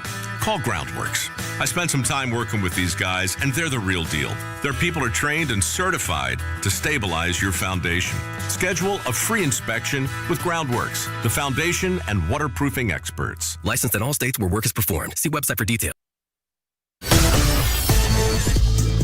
We have emergency traffic and weather together, brought to you by UCCU. You deserve to love where you bank. Here's Ricky Meese. We have a multiple vehicle crash, possible injuries in Weber County, holding up all traffic on northbound I-15. The crash is near Riverdale Road. They're trying to get all of the vehicles, and there are a lot of them, moved over to the right shoulder. But before they can do that, they've got to get one of the vehicles, which was a rollover in this car. The wheels are facing the sky. Another vehicle went completely off the roadway. They're trying to get the last remaining vehicles over to the right shoulder. So all traffic temporarily stopped northbound I-15 at Riverdale Road. We are seeing stop and go delays stacking up quickly past Roy. Now, in the heart of Salt Lake County, right on I-15 and I-80, we've had weather move through the area once again. You'll see a lot of water on the road in some areas, but it has caused leftover delays, which are possible north and southbound I-15 between South Salt Lake and Warm Springs Road. For a limited time, tickets for most Utah Symphony, Utah Opera performances are $29 or less. Don't wait. Prices go up after August 15th. Ricky Meese in the KSL Traffic Center. KSL weather cooler today with a high of 80. Showers and isolated thunder will pass through this afternoon, but that should clear up by tomorrow. Highs in the mid-80s for the weekend and mostly cloudy in the valley. Right now that storm is passing through and it's 79 degrees in Salt Lake City. I'm Reagan Edelman from the KSL Common Spirit Health Studios. Listen online at kslnewsradio.com. We're Utah's news, traffic, and weather station. KSL Brightside with Ethan Miller. Alex, you don't care about gas prices. You've got an electric vehicle. And Alex Curie. Oh, yeah, that's right. Here comes my moral superiority rolling down I-15. This is KSL Brightside on KSL News Radio. Okay, welcome back. You're listening to KSL Brightside. I'm Ethan Miller here with Alex Curie, and we would just like to extend our condolences to those of you who are stuck on northbound I-15 up in Weber County right straight through Roy. That is a disaster. If you are headed on northbound I-15 and your journey is going to take you up into Roy, you know what I would do? I would pull off, grab a Diet Coke somewhere. They're going to force you to pull off at some point. Get some chicken nuggets. I mean, just unless you're fine with sitting in traffic. If you're sitting in traffic and you're just going to do that, then fine. But just so you know, as of right now, I-15 northbound is not even open through Roy. It is closed there near Riverdale Road. So, because they're moving, as Ricky said, they're moving those cars. So you're not even going to get through. Maybe you know a top secret workaround. If you know a top secret workaround, try it. Give it a shot. I'm not familiar enough with that area to make any recommendations. Well, Are you, Alex? What's the secret workaround? There's no secret anymore. You know why? Because at that point, you're going to be almost to Weber County or in Weber County, and they're just taking pictures of you along the way, the entire way. Obviously, we found that out earlier. 5.5 million photos all of your the license flock cameras taking a picture of you. Hey, we just had a giant storm roll through. I say a giant storm. Another 15 or 20 minutes of just absolute downpour here downtown. And, of course, this is what the monsoonal season kind of brings for us here in the state of Utah. And luckily, it's been a good rainfall season. It's something that we were kind of hoping for, but combined with the flooding combined with the burn scars that we have across the state of Utah, and one of our worst burning seasons, one of our worst wildfire seasons that we've had in the history of the state, it's not a great combo to have. But on top of it, when you get the rare thunderstorm warnings happen, but the tornado warning that we saw yesterday, and then the massive floods across the entire state of Utah that we saw I say the entire state of Utah, but the big population centers, all those videos that came out across, it came across our news desk last night, and we saw these images, and they're just absolutely bonkers to see going that direction. Right now, joining us on the program, she's, of course, one of the KSL 5 meteorologists, Devin Mashuli, joining us on the program right now. Devin, you've been covering this, of course, in these massive storms. It's this weird situation where we love the rain, and yet at the same time, it comes down in droves like this, and it's really hard to deal with in these short-term crazy flash floods. Yeah, absolutely. We love the rain, but it's like, hey, could we get it in some shorter spouts? Because you're right. We've been getting these really good wet storms that have produced, 1 inch to 2 inches in a very short amount of time. That's why we had flash flooding last night across northern Utah, and then several areas with flash flooding, especially around Zion National Park and Hilldale today in southwestern Utah. Were you surprised to see tornado warnings with this recent round of storms? I was. It's honestly funny because I was watching the storm because it was developing during the 4 o'clock hour and the 5 o'clock half hour while we were on TV. And I go to our news director's office. I'm like, hey, this storm looks like it could produce a tornado. Like, what do we do? Like, do we go on air for tornadoes? Because I've never experienced that here in Utah. I used to work in the Midwest. So I was like, we used to go wall to wall. What do we do here? And while we were talking about it, that's when the tornado warning got issued, and we were like, okay, well, we're done talking about it. Let's just go on air. Yeah. So it was like crazy to actually see that storm. It really was like a supercell, something you'd see in the Midwest. Yeah, wow. I was in Tornado Alley as a kid, and I remember you set your watch by these certain times of the year, and then a certain color coding on the weather where you'd be like, oh no, it's dark purple. You'd get freaked out by the really dark reds and the purples, and you had to kind of mobilize and say, hey, and tornado sirens going off was something that I also we grew up with that. But how is it that when you see these storms, what is it that makes a a flash flood warning to a thunderstorm warning into that tornado warning. What's the biggest difference that meteorologists like yourselves look at and go, okay, here's the biggest difference of them and why they turn so much more severe? Mm-hmm. So this storm was kind of a monster by itself. And kind of when you have an environment with a lot of energy, kind of a lot of spin, and we have just so much moisture, this storm could grow and grow. And out in the West Desert, when it was developing, it didn't really have anything to run into until it eventually got to the Stansbury Mountains and the Ochre Mountains. So on radar, what we could see is the hail signature, that's like the pink colors on radar, get super light pink and even white. And that told us, whoa, this storm is massive. It's producing potentially 2-inch hail. And then it began to form kind of a lima bean shape is what we say. Wow. And I was able to look at this other product on radar that kind of shows me the wind direction within a storm. And it showed some circulation. So that's why I was like, whoa, we got ourselves a big storm here. Let me go talk and figure out what we got to do about a tornado. I wasn't expecting it, but thank goodness I know how to read radar like that, because I was just, as shocked as probably everybody else. Oh, yeah. Well, they're really, really super unusual for our area. What about today? We've already had one big gully washer roll through downtown. What can we expect for today? I've heard we're in for at least some areas along the Wasatch Front, a couple more rounds of big rain. Yeah, so it looks like especially central Wasatch Front south, we're going to get some scattered thunderstorms from now through the rest of this evening. It does look like things will eventually die down after midnight. So right now, I think if any storm is able to tap into the West Desert energy, that's where they will be the strongest. So any thunderstorm that we have over the next couple of hours, they're kind of creeping in from the south, by the way. So they're moving through Utah County right now. They'll continue to get them for the next couple of hours. Salt Lake City is going to continue to see storms kind of bubble over the point of the mountain and the Ochre. So they're going to be coming from our southwest. And again, all factors kind of at play here. We could have hail up to about a half inch, maybe an inch. We're getting some dry air aloft, so I think that might help not allow it to grow.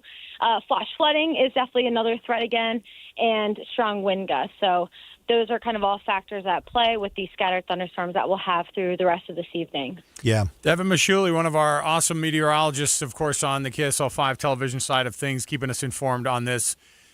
This is what she trained for, reading the crazy radars that you and I have no idea what we're looking at. This is your time, Devin. This is when Devin shines. Devin, I know, right? You're like, this is not a drill. This is not a drill. With these colors, I'm familiar with. All right, thanks for hanging out with us, and we appreciate you. There you go. Devin Mashuli, everybody. What a great job. Well, great job. She was like, it has been wall to wall. And you know what? If you're looking when you're looking to hire meteorologists in television, you go, and they're like, I've been in the Midwest for 8 years, and then they go, you're hired. We'll take you. Because and look, we have our own weird weather patterns here. We do, but I sometimes wonder if these meteorologists that come out of the Midwest, I wonder if they come out here and they're just bored. I don't think so. I think that what we end up getting with our storms is they're unique. Obviously, the stuff that we deal with. Yeah, but for the most part, this is a pretty sunny place. This week has been exciting from a meteorological standpoint, but one of the things I love about Utah is that for the most part, it's just sunny. Hey, here's what we're going to do. We'll take a break. We'll come back. Hey, by the way, despite the fact that I haven't really been asking for them, yes, they're coming in. Yeah. Is that the direction you wanted to go to? I want to make sure we mention this because we've neglected it. But now it's time to get serious, That's right. And that is we need your first world problems. 57500. We've got a couple first world problems rolling in here, and thanks for reminding us, you listeners across the board there who know that it's a first world problem Friday. Things that we can complain about only here in the first world. We will read a lot of those when we come back, plus our AI question of the day as we get you wrapped up for the weekend and into Utah's afternoon news as well. So stay right here with us. More to go. It is KSL Brightside. Hi, this is Doug Wright, and as we move into August, I can't help but look back into July. That's where we celebrated Dee's birthday, which, by the way, is a month-long celebration. We call it the Dee Fest. We had every adult in the family there at Ruth's Chris in downtown Salt Lake City at 275 Southwest Temple, and it was just a delight. The atmosphere, the service, and, of course, the food. Incredible. Ruth's Chris Steakhouse. You can always count on Ruth's Chris. And then, of course, Hotel Park City is a wonderful place, especially at this time of year when it's so hot down in the valley, to head up into the mountains and enjoy that perfect meal. Let everybody else do the work, and you and your family, you and your friends just kick back and enjoy the perfect meal. Ruth's Chris Steakhouse, 275 Southwest Temple in the heart of downtown Salt Lake City, or up in our beautiful Utah mountains at Hotel Park City. It's Ruth's Chris Steakhouse. Emergency traffic on KSL News Radio, brought to you by UCCU. Learn how to save more this summer at uccu.com. This is in Weber County. Crews are now letting some traffic get through where we have a multiple vehicle crash northbound I-15 near Riverdale Road. Only a left lane is getting by. There are a lot of vehicles involved in this crash. One vehicle is sitting wheels up, another one completely off the road. And if you're traveling northbound I-15, trying to get from Davis into Weber County, if you're approaching Hill Air Force Base, that is where the stop-and-go brake lights are waiting for you after 7th South SR 193 Clearfield. Again, as the guys were saying, if you know any secret passageways, you want to hop off of I-15 in Clearfield and take an alternate route. Before that, you may want to consider Highway 89 Midland Drive, but right now it is going to be at least 40 to 45 minutes to get from the bottom end of Sunset and the Clearfield area through Riverdale and on into Weber County. Especially think about an alternate route now. If that's your normal drive home, we are not expecting this crash to be cleared up anytime soon. It may take a while, and these delays are only going to grow. Ricky Meese in the KSL Traffic Center. Ready to win big this week? Head to ksl.com/win and enter for your chance to score some amazing prizes. You could win tickets to see the Utah Royals or Real Salt Lake, catch the Disney Worlds Collide concert tour, or rock out at Aerofest featuring Styx and Chicago at the Utah First Credit Union Amphitheater. That's just the start. There are even more great prizes up for grabs. Enter today at ksl.com/win. And good luck. Here's the deal. The government is over $38 trillion in debt, which means the IRS isn't slowing down. And the tax code is complex and unforgiving. So it's not surprising if you're one of the millions of Americans that owe back taxes to the IRS. Unfortunately, they're the world's most powerful collection agency, with the ability to garnish your wages, seize your bank accounts, and even take your home or business. But don't be stressed or worried any longer. We're Optima Tax Relief, America's most trusted tax resolution firm. We have resolved over $3 billion in tax debt for our clients. Our award-winning professionals deal with the IRS every single day, protecting our clients and preparing them for the best possible resolution. For tax help you need, for tax help you can trust, give Optima a call today. Call 800-343-6460. 800-343-6460. 800-343-6460. Optima Tax Relief. Some restrictions apply. For complete details, please visit OptimaTaxRelief.com. Any Hour Services can make sure your AC keeps you cool this summer. Whether you need a tune-up, repair, or just a second opinion about replacing it, call Any Hour Services or visit anyhourservices.com. You can't escape a traffic jam. Know what else you can't escape? Seasonal allergies. And you might think you can avoid that coffee stain until... Oh, really? You can't escape a lot of things in life, but you can escape prediabetes. Prediabetes captures 1 in 3 adults. There are usually no signs of prediabetes. In fact, most people don't even know they have it. But with early diagnosis, you can change the outcome and prevent or delay type 2 diabetes. Take action by taking the 1-minute risk test at doihaveprediabetes.org. You might not be able to escape having this song stuck in your head, but you can escape prediabetes. Go to doihaveprediabetes.org today. Brought to you by the Ad Council and the Centers for Disease Control and Prevention.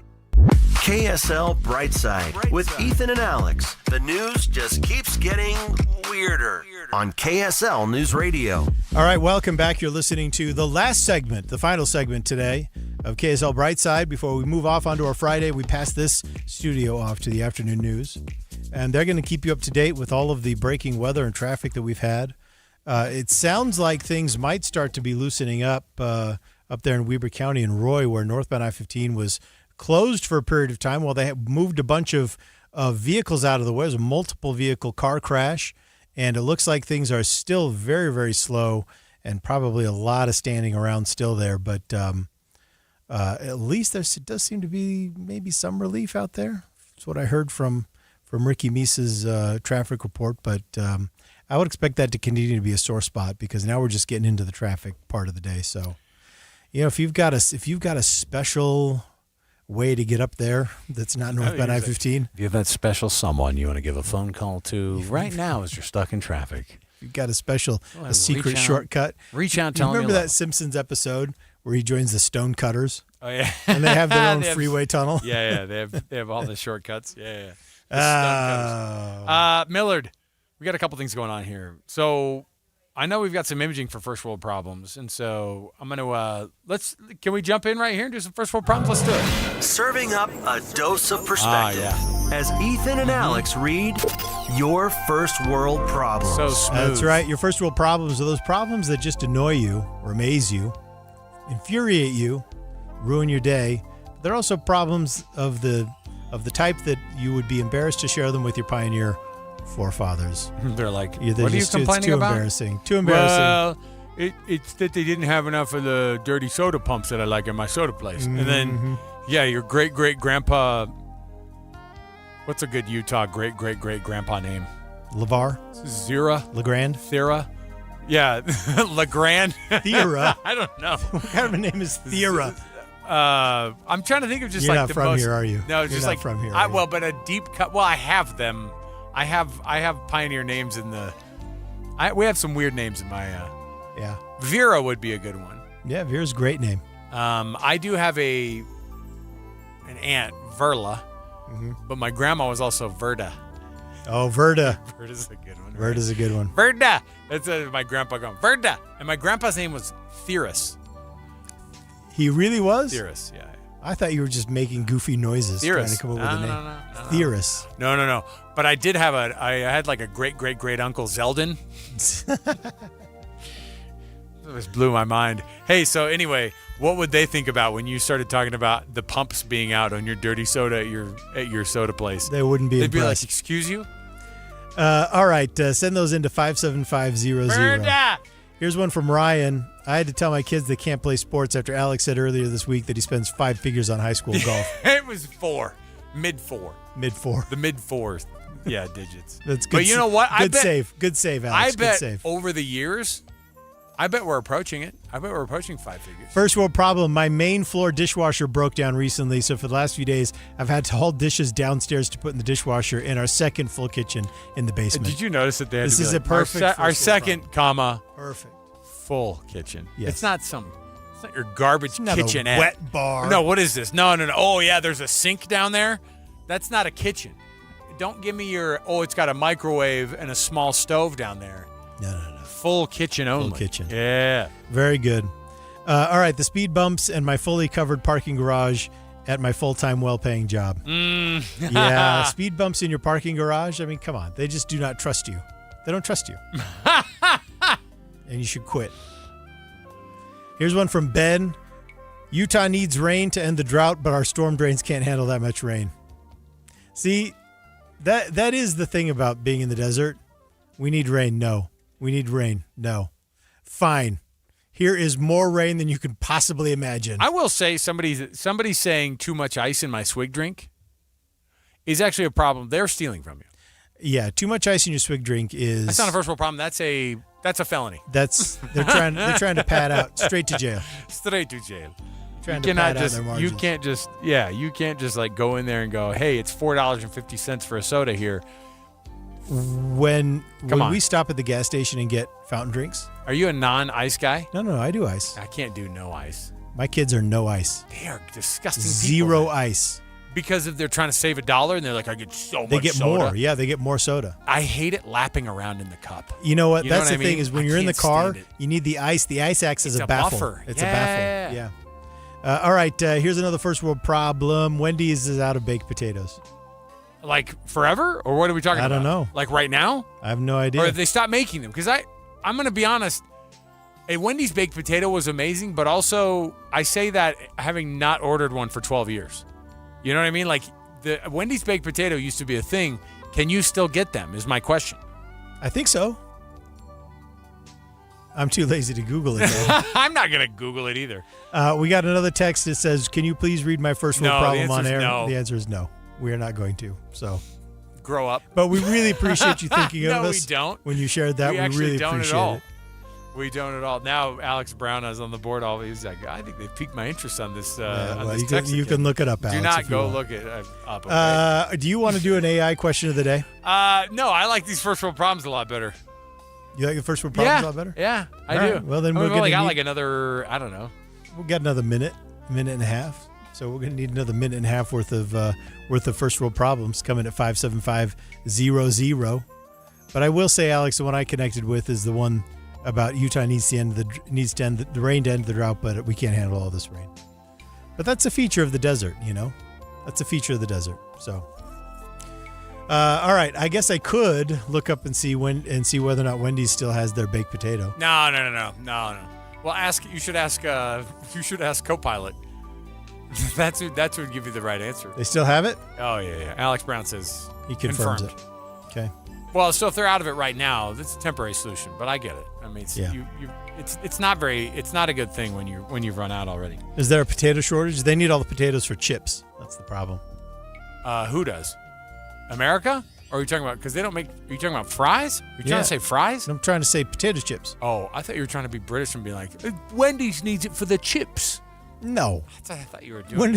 When have I ever used chips? That's what I'm saying. I thought you were talking about Wendy's specifically, and so I was about to get really upset about it. Here are a few more last minute problems. People leaving their copy jobs on the printer. Actually, that's a problem sometimes at Teton for sure.